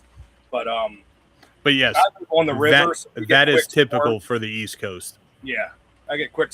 They'll pass in like 2 hours because I live right on the Magathie River, so it just blows in and blows out. But I didn't realize my shed leaked so goddamn much. Yeah, Thankfully, it's not on top of my computer, but yeah, that's good. It just stopped raining here. No, we don't. I don't think we have Malort in the UK. Like, at least maybe not in Scotland. I don't think we drink that. So, That's but I definitely can. something the UK got right. I don't think anybody drinks it on purpose. It's more of a. Yeah. Have you had this? No, it's fantastic. Here, Well, try it. We'll You drink it on fucking purpose idiot. because we're idiots. Well, we're gluttons for punishment. Yeah. Right, I tell you what we'll do then, right? The next time I will get a bottle because we can order alcohol on Amazon in the UK, but we don't. We have a separate Amazon, so we don't have the same Amazon that you guys have. So we have this PO box, like I said, right? Where people are like, why don't you just order the stuff on Amazon? I'm like, because we don't have the same Amazon as you. Yeah. It's not like we don't have access to that same like catalog of goods. So certain things I can order here, you couldn't order there, and I can't order things from you. So I set up a PO box where people can just send us weird stuff. And the reason why I won't bring the SNAKE back onto the camera for you, Paul. Thank you.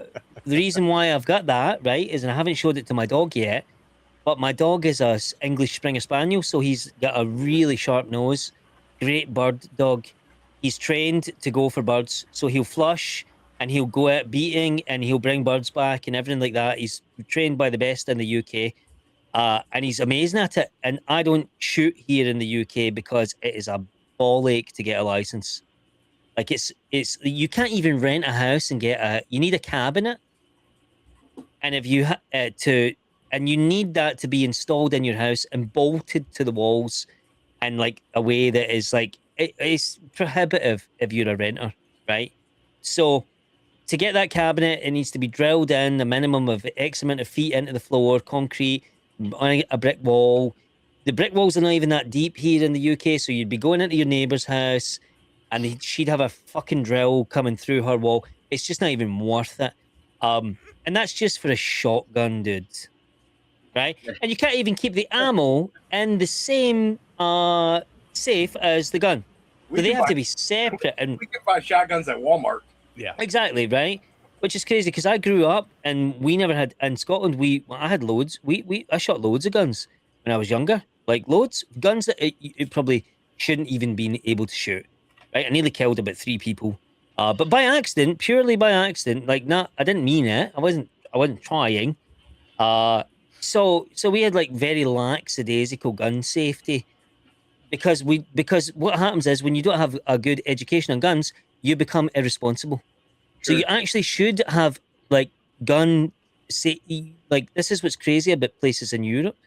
Like, we have places in Europe like Lithuania where it's mandatory for people to go through gun safety training, which is Lithuania. Like not. In fact, it's not even that. It's Slovenia.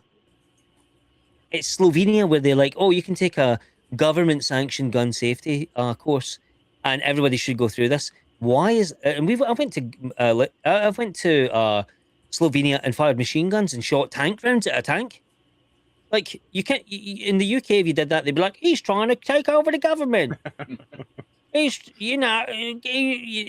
crazy. So when I was younger, we had like access to the shotguns and stuff like that, and we go rabbit hunting, shooting rabbits and birds and whatever. But in England, it's not even worth trying. Like, you need to own your house realistically. You can't rent. Because you need permission from a landlord to put in a gun cabinet, and he's like, well, no, because if you put in a gun cabinet, that means that I can't get my house back because you'll just shoot me. Which, it's like not a bad option.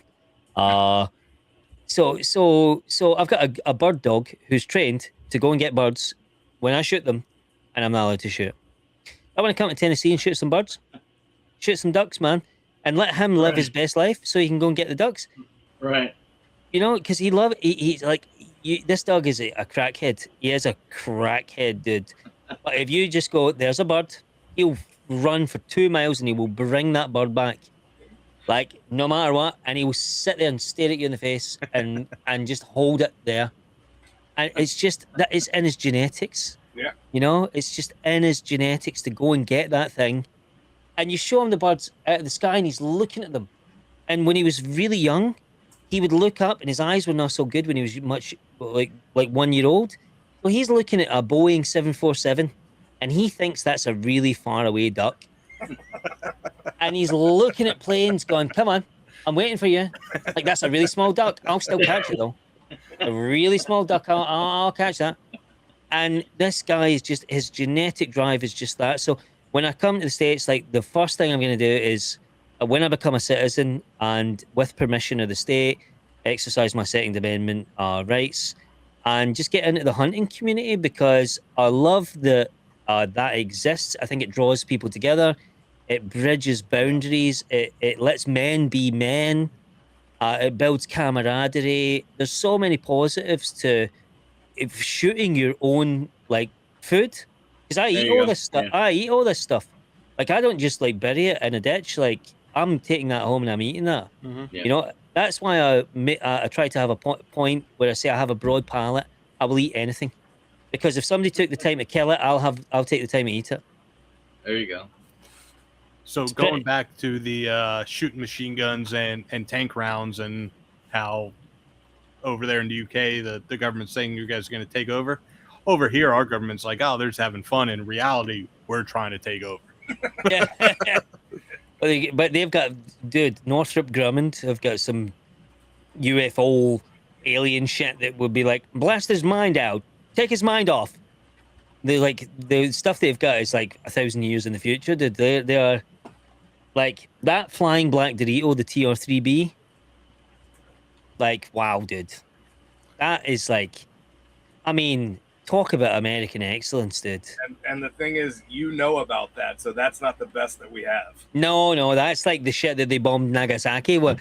Like, that was old news. Like, they're like, that old piece of shit. We just like, well, that's nothing. Yep. Like, they've got some sort of ultrasonic like toothbrush that can fucking blow your asshole out in Panama. Like, they've got something that is like so bizarre, like a cancer gun. They're like, oh, he's got AIDS now, AIDS gun. Like, they have stuff like that. There's no doubt that they have like weapons that are just so beyond the human imagination but that's why this guy, my idol recently is a guy called Palmer Luckey. Do you know him? You know this guy? He has a company called Anduril. Anybody Lord of the Rings fans here? Yeah. So Anduril is the sword that, I need to correct myself on this, but I think it's called, let me just make sure, because I can't say this wrong, because if there's any Lord of the Rings fans watching, they will decimate me in the comments. He was the founder of Oculus, and he's got a company called Anduril. That's right. Quenya, it means the flame of the West, right? So, obviously, we can tell what this guy thinks, right? Like, the flame of the West. It's basically a sword made by the elves that is going to defeat the orcs, right? So, who's the orcs in this situation? So this guy, Palmer Luckey, is like a video game nerd, made Oculus Rift. You know, this guy is selling Tesla coils to the UK now. He's selling like fully built Tesla coils that can just be propped up at the beach that would just go bzzz, like Red Alert 2. Remember that game? Do you ever guys play Red Alert? I know what you're talking about. Yeah, but it's like basically, you just like you can't come in. You're not allowed in anymore. You can't go there. So he's my hero right now, Palmer Luckey, because he's creating some amazing technology, which is just, he's revolutionized ballistic missiles to make them so cheap that it's just like, okay, we can just fire missiles at you for 300 years and it doesn't even cost us that much. We can just carpet bomb you when we're in bed. Like, So he's probably gonna not be around much longer in a helicopter accident or something like that, is what you're saying. quite possibly, dude. But check him out. This guy, he's and he is just like a Lord of the Rings geek who's making this next generation weaponry. He's made the Oculus Rift like so that you can attach it to like other dudes and get 5-dimensional sight through buildings. So that if one guy can see anything anywhere, I know exactly. I watched something online about that. I know exactly what it's called. I didn't know it was that guy's name, but yeah, like you could, yeah, they it's like hive mind almost amongst like a squadron, and can see through brick, everything, concrete walls, and also have the advantage of everyone else's vantage point in your periphery almost. Exactly. I watched something on that. That was mind blowing. It's next generation, man. This is like 5th generational warfare. This guy is, I mean, if he is basically the modern day Tony Stark, like without the chest thing and everything like that. But you know, he's creating like technology which is just, you cannot mess with America any longer. And anybody that thinks they could, I mean, I don't know what type of illicit substances you're taking, but this guy is pushing the envelope. I think it's just I've been working on some stuff. Like you mentioned earlier, like what do you do? Like I do software development, and so I've been looking into like weapons development. Like how do we turn AI into like a real usable thing that can actually prevent people from coming and destroying our way of life. So I've been looking into that, and that's a very like intriguing thing that I'm into right now. So, and he's doing that, so it's inspirational. I'm terrified of AI. So what I do, I'm an IT guy, and basically what I do is spin up and maintain Linux servers. And cool, nice.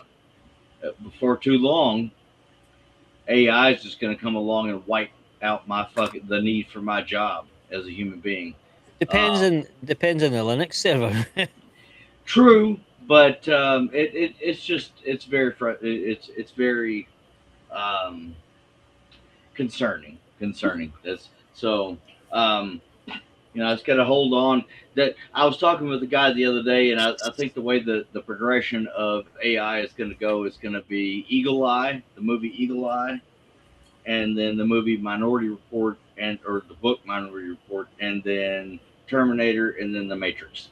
That's the way it's going to go. I think we're past Eagle Eye already. We're on the. We might be. I mean, thought crime is a 1984 thought crime. That's a real situation in some countries. So I'm concerned, especially when you couple that with AI. I'm really concerned. It's a real problem in this country already, and we don't even need AI. Yeah. We don't even need that. But let me give me some like words of reassurance.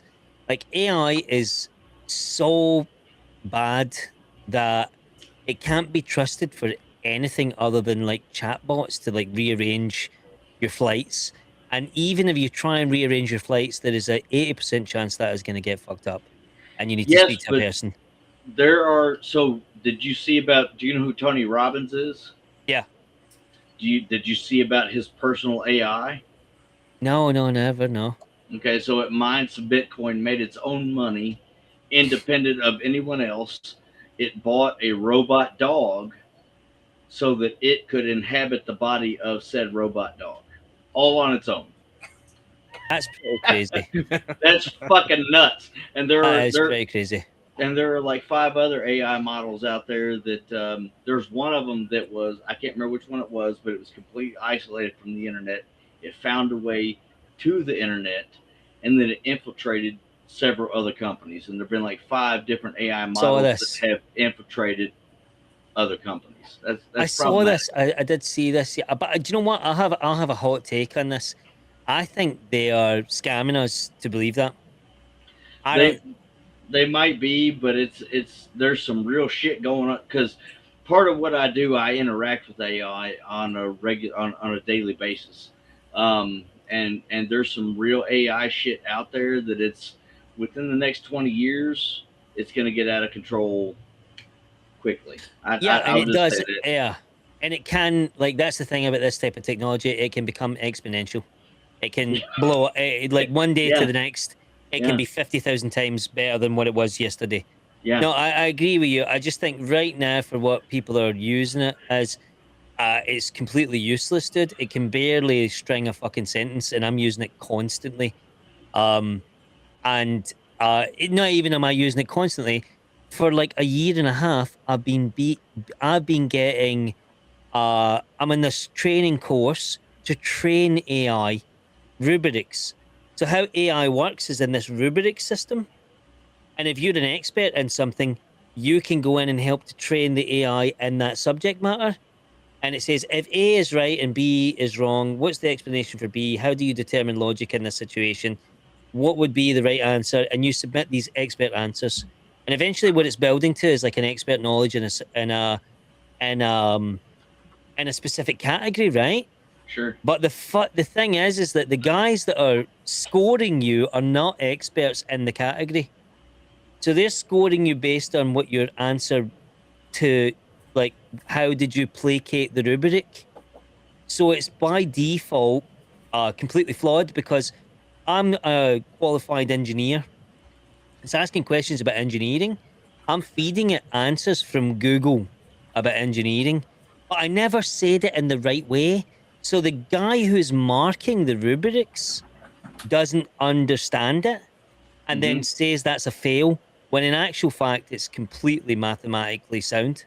It's just that I was grammatically wrong. So, because I'm obviously going to paraphrase it, right? Because I'm not going to Google some shit and then just copy paste. Sure. So I'm paraphrasing it, but the answer is mathematically sound, but the grammar was wrong. So basically, they're scoring you on the grammar, and then you're like, "Well, the maths is the what the question was," and so they are deliberately, what's the word? They are blotting the copy paper, or do you know the term, like pissing in their own mouth or whatever? They're Uh, hiding shit. well, they're just not good at gauging what the right answer would be because these people are Okay. they're Okay. asking experts to gauge an answer that they're not experts in, and then they're marking an expert in a subject they don't understand. So AI right now for me is useless in loads of subjects unless you know what you're doing, unless you really know, unless you know the right answer and you're just trying to save time. Hmm. Then it's completely useless. But for every, I mean, you've saw the things where it's told kids to like do. So if you saw the things online where it's like telling kids, well, oh well, I guess your girlfriend Stacy did think you're a loser, so you maybe should go out there and drink that bleach. Well, You know, here, like here's why? here's my thing about it is that with AI, so it's a bit of a leap, right? I'm seeing down the road here. So there are labs out there that grow neurons and attach them to microelectrode arrays, Saw that, and yeah. so that's basically a Brain, computer run by human tissue, run by yeah. human brain tissue in a way, right? So, and then we already have the Neuralink situation where Elon's putting fucking chips in people's brains or looking for volunteers to do so.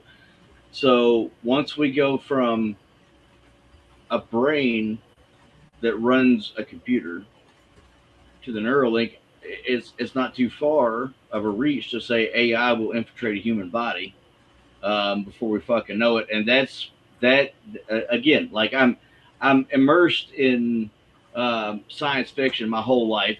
Star Wars is my favorite movie. Terminator's fucking great movie. I like, all of them. But that's where we're going.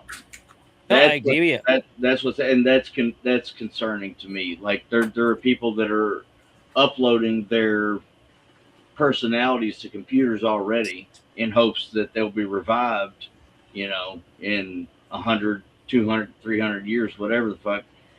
And that may actually happen, but it'll be a version of them. It won't be the same person, right? Like I I don't agree with you. think that's Yeah, possible. yeah. So it's just concerning, because I have 4 children, and this is the world that I have to offer to them. It's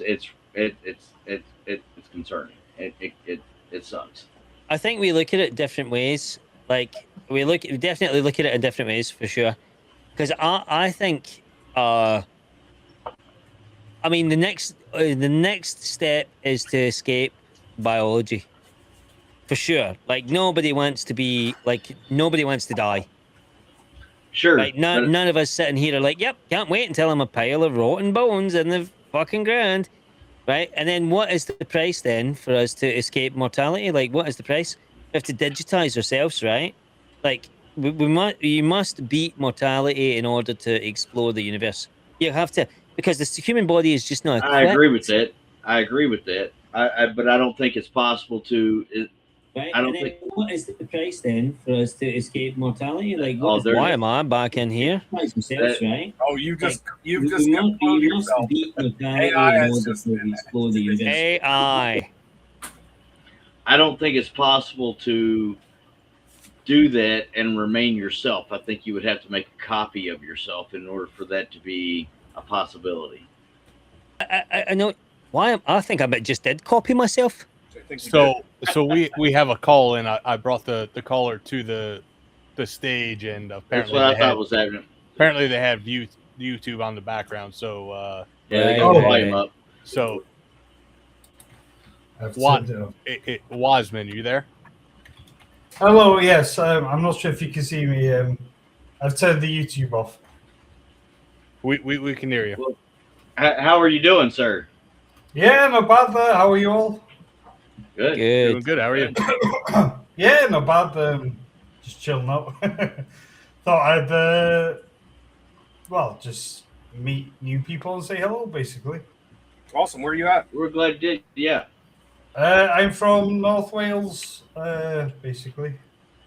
South North Wales. Wales? North. Yeah.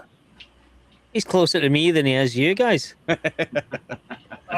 You're from, obviously, Scotland, the top end or mid or bottom or? In the middle, dude. In the middle. I'm from Anglesey. Anglesey. Very top end of, of Wales. Nice. Yeah, how are you all doing? What's the discussion tonight? What's the topic? Oh, lots of things. Everything. Right now we're talking about AI. Bottle we're- rockets, Oh, AI, God, snakes, cunts. We've been all over all over. Yeah, fair enough. I have got my camera on. I don't know if I've done it right or not. I'm not sure. No, so this is a call in, so the camera doesn't Oh, okay, show up. yeah, So, fair enough. Yeah. so on fair enough. YouTube, the listeners hear you, they just don't see you. I fair do enough. I do want to point out that you're our first international caller, so we Yes. really appreciate you calling in. That's great. Oh, yeah. I just come across the stream and I thought, I thought I'll try and join and say hello. Well, that's great. What do you do for a living, sir? Let's start there. I work for the Welsh Ambulance, but I've been in my local hospital for basically most of my life. Before that, years and years ago, I was kind of an electrician. Okay. Yeah, basically. Well, that's amazing. I'm sure the folks in your area appreciate you giving up your time and helping them out. That's great. That's awesome.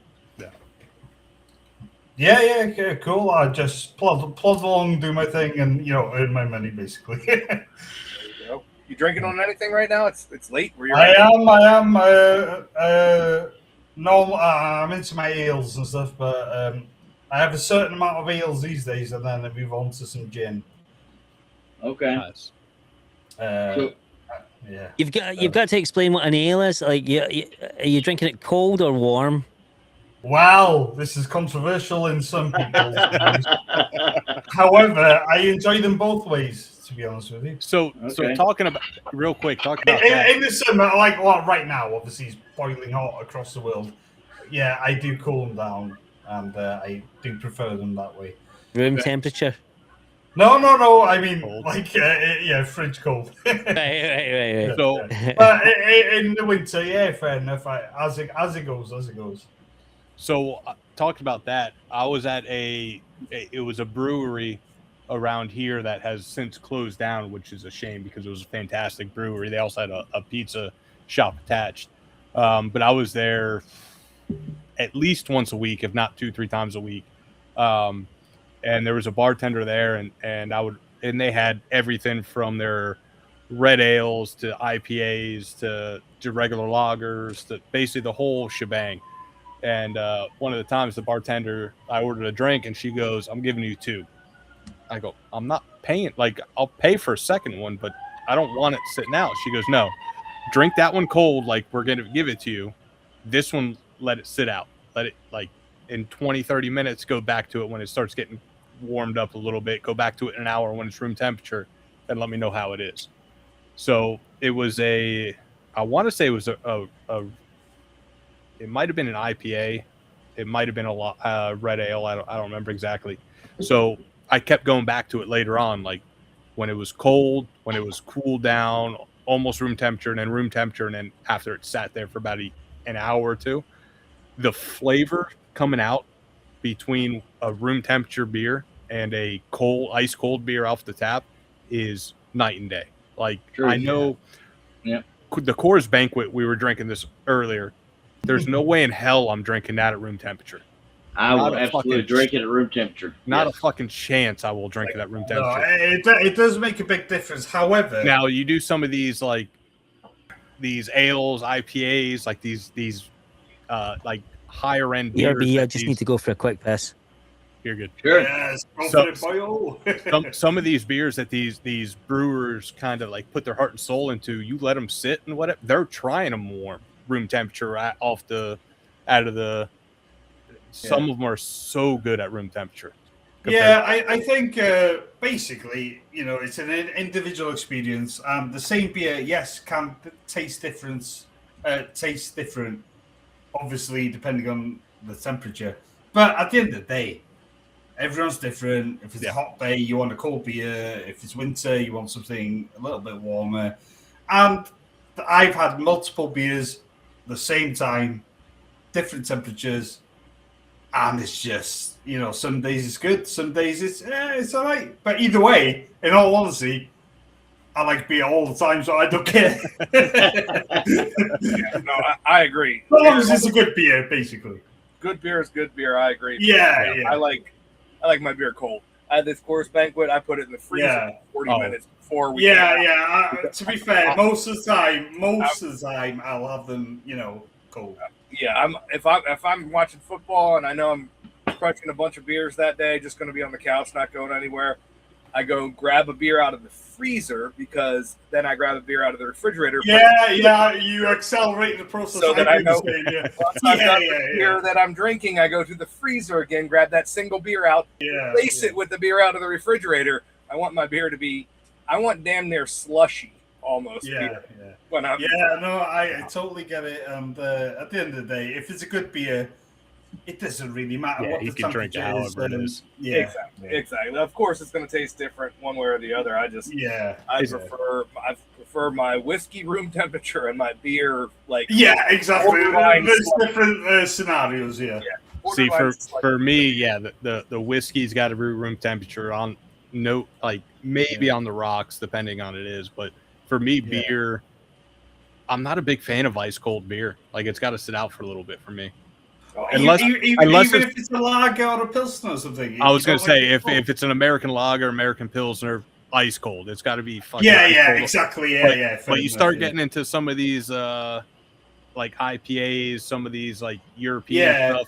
But they are designed for that purpose, to be fair. I don't want it room temperature, but kind of let it sit out for a little bit, like 10, 15, 20 minutes, and it's perfect. No, I want it to hurt my teeth and give me a fucking brain freeze. That's what I want. So I mean, like I said, I maybe sound a bit silly, but what beer are you drinking? I'm not very fussy. I just drink everything as it comes, and I enjoy it. What's your go-to beer brand then? Because we probably have never heard of it. Well, it's just the typical British. I buy lagers in the summer, but in the winter I buy traditional ales, which is anywhere from the UK really. Obviously, there's a lot of Welsh ones, Scottish ones, and Cornish ones. Cornish do good ales, and obviously Yeah, it's anything really. To be fair, Anything Gotcha. beer. I like a variety, is what I'm trying to say. Right. So you're not a brand guy where like No, I have just this beer in the constantly fridge. like Well, trying new The, things. the brand is beer, as long as it's beer. Right. Yeah, basically. Sponsored I by do beer. like trying new ones. Obviously, over the years, there's some that I've tried a few times and I'm like, oh, okay, I'll stay away from. But in a nutshell, yeah, there's staples I buy. Like if I can't find anything new, I'll go to certain ones. But in a nutshell, I like ales, lagers, tipples. I like a bit of everything, basically. Here's the question. What about whiskey? Oh, there you go. Yeah, I like my whiskies. Well, your friend here, what's your name? Sorry, from Scotland? Oh, No, well, Paul. Paul is from Scotland. Paul, and before we carry on, I'll introduce myself. My name's Wasman. Paul. And yeah, what are your guys' names? I'm also Paul. Yeah. Two I'm Pauls. Adam and Jerry. Jerry. Nice to meet you all. Nice to Nice to meet you Wasman. as well. nice to meet you, Dad. So Yeah, cool. I'm guessing whiskey wise, you're into the scotches. Yes. Well, yeah. What I like single grain. It's actually these days it's harder to find. Sorry, it's harder to find the single grain rather than a blended grain these days. Yep. But Well, yeah, it's like I said, so long as it's cold or got some ice cubes, or it depends. Like I said, depends on the year. I generally, to be fair, I'm not fussy. I enjoy my tipple, and doesn't matter what it is. I just go with the flow. Now, I got a question for both of you guys from across the pond. Here, like I just went to a restaurant the other day. It was a beer restaurant, and I had a peanut butter cup porter and a strawberry cheesecake ale. You guys do that stupid Paul's shit? eyes. Yeah, lit up. they sell them in craft cans in supermarkets here. Yeah, I mean, know. don't get me wrong. Some of them are good, but some of them are overly mega sweet. Yeah, our markets are flooded with these weird ass. Yeah, Like, it's flavor basically a combo marketing beer. thing. Yeah. Booty beers and sour beers. Yeah. Just- I tend to stick to traditional stuff. Usually. Yeah, I like to try them if I'm out, at a bar or restaurant. Yeah, I'm the same. Right. I'll buy like a random one just to try it or whatever. Most of them are disappointing, though. I'll Yes. tell you that. Yeah, Most of them are yeah. disappointing. Usually, I find them way too sweet. Basically, that's the problem. Too much lactose, way too sweet, weird mouth. Yeah. Most of them are disappointing, but I mean, there's like lemon bar beer. Like anything Yeah, you can think of, we've made a beer out of it over Yeah, here. Somebody's Yeah, trying to. no, fair enough. Any You don't type do of dessert or food, it's Yeah. I mean, yeah, I think pickle and beer the is the thing only is with concept- them, you can't drink a lot of them, so it's like I'll buy the odd one just to try. But like you said, usually it's like, oh, well, it was all right, I suppose. But most of the time they're too sweet, and so I just stick to the traditional stuff. Yeah, pickle beer is the only one I go back to. Can't beat it. Oh, I've never had that. It doesn't exist over here so far, anyway. Oh, pickle beer. Grillo's Pickles they make a Pabst Blue Ribbon. I need to try that, dude. Collab with Grillo's Pickles, which is, I think, just a locally, pickle brand. But they do and it's fantastic. And then if you're really feeling frisky, you get yourself one of those airplane bottle pickle vodka shots, and you dump it in on top of your beer, and it's fantastic. It is. Yeah. I would love to try that Pickles PBR and Grillo's combo. Yeah, I would love to try that. Well, you can make your own. Just buy some pickles from Aldi or something. Or I know, but the Grillo's combo, the Grillo's, the Grillo's like blend, let's say, of pickles is supposed to be very special. It is. Oh, fair enough. Yeah. So the guy was like a designer, and he started designing like shoes for Nike, and was pitching Nike, pitching them, and they were like, "Nah, you suck ass." like, never come back here. Don't show your face in this town again. And he went fucking like basically homeless, and then went back to his mum's house, and then just started selling pickles from the trunk of his car. And which country was this? America. Oh, right. And now he's got one of the biggest pickle brands in the United States, dude, and it's phenomenal. And he's doing collaborations with some of the biggest brands for beer, for the biggest. It's crazy, and like 18 months, this guy blew up in a way which was like, he's got merch shops in downtown New York and everything like that. People are buying. Wow. He's got collaborations with Crocs that are pickles shaped Crocs. Yep. That's crazy. It's wild, the guy. The pickles there's something different about them. I don't know what they are, but they're Well, fantastic. we love our pickled onions in the UK. We do like we call them gherkins here. I'm not sure if they're different or. No, yeah. Yeah, pickles, Similar. We do like them as well, but I think from my experience, our elder sort of members are into the pickled onions. It's interesting because we pickle onions in the UK. I don't know if you know that. Yeah, that's what I was saying. Yeah. No, I don't know, guys. Have you ever had a pickled onion? Yeah. Oh yeah. Oh yeah. all the time. Have you? It's a big part of like barbecue. What a around there. pickled egg? Have you ever had a pickled egg? Oh yeah, Yeah. pickled eggs good as well. We It's we a No, pickle, big yeah. thing in the we South. pickle everything here. Pickled eggs, pickled pig Yeah. feet, pickled chicken feet. And like Pickles. I think going back to the beginning when we started, like you said, it's because the Scots and the Irish colonized the middle of this country, and I think that's where it all came from. And Yeah, it hasn't gone away. I mean, we Thank pickle God. Yeah, probably because it was a form of preservation, wasn't it? So to send sort of food around, they pickle everything, and And that's smoked meats as well. That's what smoked meats are, a way to preserve. yeah, well, that's Eastern. yeah, isn't it? pickled veggies, smoked meats, and distilled Yeah. breads. That'll And bourbon. last you forever. That'll last you through the winter. That's right. And bourbon never goes. It never gets That's old. right. That's Mhm. right. It's No. antibacterial. Antibacterial. It can right. Yeah. wash away the STDs. Right. Wash Yeah. away the dirt, grime, and the sorrow. Yeah. Well, it's good for two of those things. You decide. No. Well, that's the thing. The older stuff is always, stood the test of time. Doesn't matter what it is. It's old for a reason. It's continued. It's done this thing. That's it, dude. That's it. Guys, I need to split. I've got a hospital. Sure. I was about Yeah. to say, Wasman, we're about to sign out here. Yeah, Thanks no for- worries, mate. Thanks for Yeah. stopping by here. It was great meeting you. Please Yeah, join us cool. again. Please Yeah. come Yes, back and talk to us yeah. again. Definitely find us on Facebook, Instagram, TikTok. If you're on any of the socials, look Yeah, us up. I'm not. I only use YouTube, but I'll try We're- and find guys in the yeah, whatever. subscribe to us on YouTube. Subscribe. Please Yes. join us, on join us YouTube. again. We're- Yeah, we do absolutely. this. We do this every week.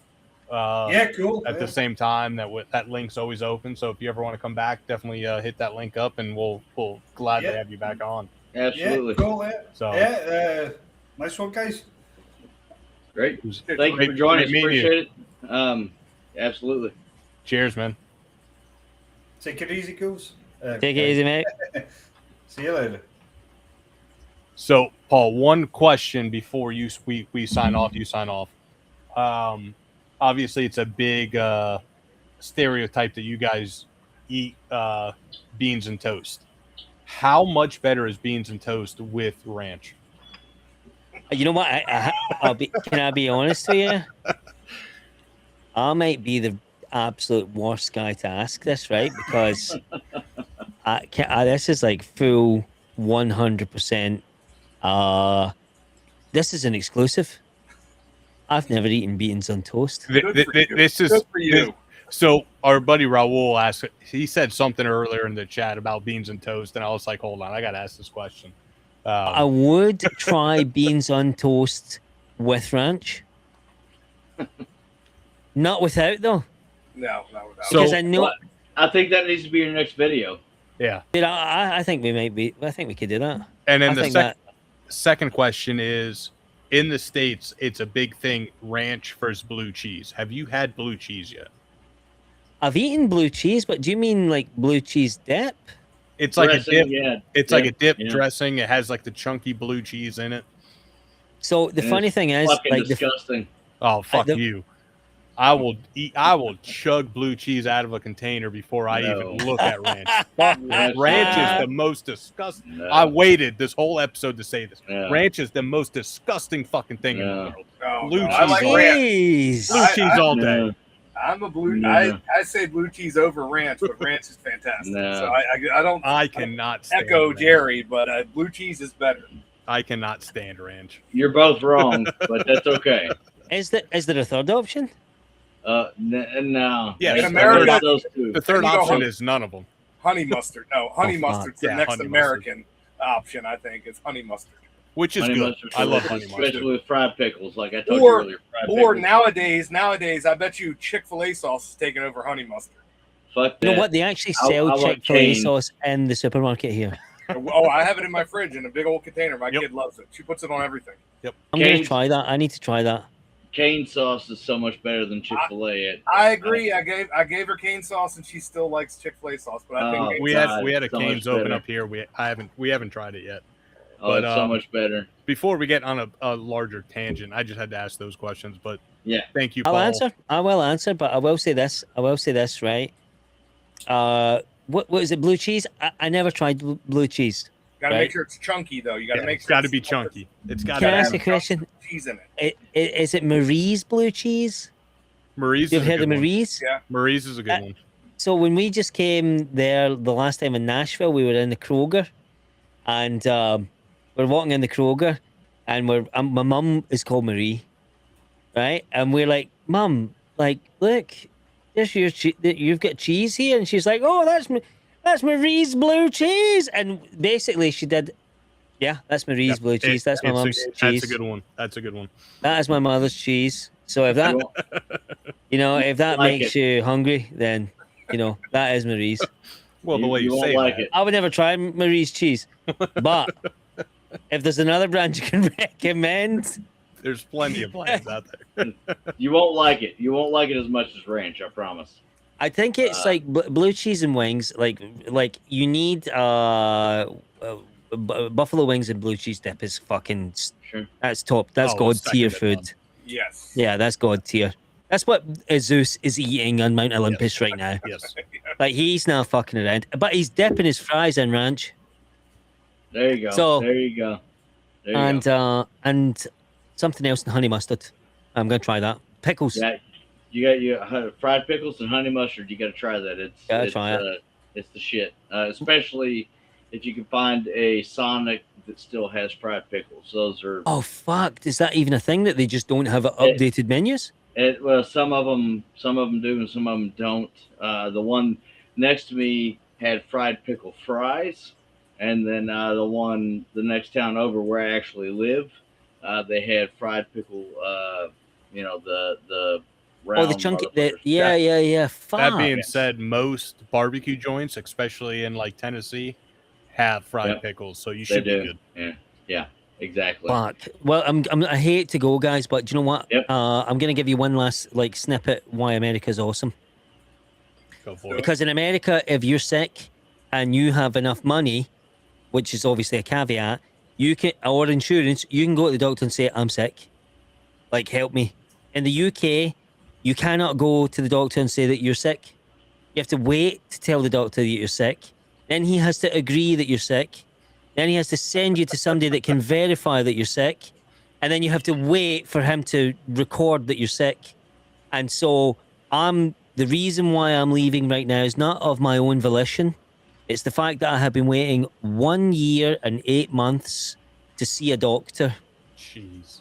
Jesus. So, and I have lost my ability to walk on my right leg. I cannot walk properly right now. And I really need to see this doctor tomorrow because that is my only opportunity. Otherwise, I have to pay $10,000 to see a private doctor. Oh And we my don't God. have this an option to pay out of pocket here other than the fact it's $10,000. Jeez. So people who are saying like, oh, the UK healthcare system is free.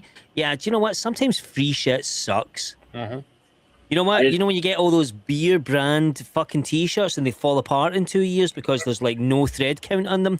That's the level of free healthcare that we have here in the UK. So I hate to fucking end it on a bad note, but I need to go here tomorrow because it is my last and only hope to not lose the ability to walk in my right leg. Yeah. Do No, what you gotta we'll do. let That's you get off here. Yeah, let you get off here for sure. Definitely. I do like walking. I do enjoy walking. It's one of my many Definitely. pastimes. Definitely. Thanks for joining us. It's been We appreciate great. you so much. Hey, the Anytime, pleasure is mine, guys. Yeah, it's been anytime you great. want to hop on again, just send us a message. Please. 100%. Yeah. We'll get you back on. No, and no we're gonna issue. have to do a Malort no reaction challenge. That's a deal. That'll be another episode. Figure out a bunch of like American shit you want to do. We'll do it on this episode. I'll can do smuggle that. back a bunch of. I'm trying to figure out which beer would not explode in my suitcase, so I'll need to get cans maybe or something like that. I'll probably bring back a bunch of like beers when I'm there the next time. That's why I said I'm going to come to maybe Texas for healthcare at the end of the month to come and see a specialist and come back because it's cheaper. It's literally cheaper for me to fly to America, get seen by Fucking somebody, then come back to ridiculous. the UK. It's fucking crazy, dude. So I might steal some like beers. Don't tell TSA or Marco Rubio. And then I'll come back and then we can probably do that. But I can get my lot in the meantime. But for sure, I will be back on, guys. Honestly, I loved it so much. Thank you so much Great. for inviting me. Thank It's a you for coming pleasure. on. So much fun, really. And Yeah, it's been a lot of fun. Yeah, absolutely. Thank you so much for joining us. my pleasure, mate. Anytime. And next time I will be loaded with the good stuff, my lord. There you go. Have a good Right, night. boys, have a great night. Yeah, you Appreciate too. Should I just press the end call button, hang up the call? Yeah, you're Yeah, good. just. Oh, yeah, I'm you're going to do it. good. 3, Yeah. 2, 1, goodbye. Cheers, man. Thank you. So that's going to bring us. That was an awesome episode, and I think that's going to bring us to the end of another one. Yeah. Yeah, that's pushing 2 o'clock in the morning, I think, for him. So Yeah, it's getting pretty late there.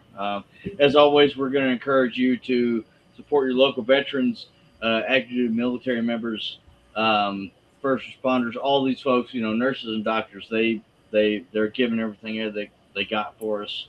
And as you just heard, our healthcare system is what it is. But here's this gentleman. And it's much worse. They're in a first world country, for crying out loud. So let's go ahead and give those folks that are in that system, helping us out. Let's give them some support. Yeah, Or you gonna sit there- paying for medical services kind of sucks, but at the same time, when you hear you got to wait a year and a half, almost 2 years, just to see somebody, I'm like, Yep. you know what? I would rather pay to see somebody tomorrow to get this Yep. shit figured out. I could go to urgent care right now, 4 minutes from my house, and pay $25 Yeah. and be seen for anything. Maybe have to go to a specialist after that, but it won't take more than a week or so to get Right. a specialist appointment. So yeah, it's scary to think that that's something like you said in a first world country that they're dealing with. Exactly. It sucks for him, and wish him all the best. Hopefully he gets it straightened out tomorrow. If not, come down to Texas. They'll fix you right up. They'll get you a new leg if you need one. That's right. It might not And be of a course- human leg, but it'll be a leg. You'll run faster. We want to encourage you to look out for children in your community. The world's crazy, not getting any better, and the most vulnerable among us need our help. So let's make sure to keep an eye on them. And until next week, it's been a great time. Cheers. Cheers, Cheers, guys. guys.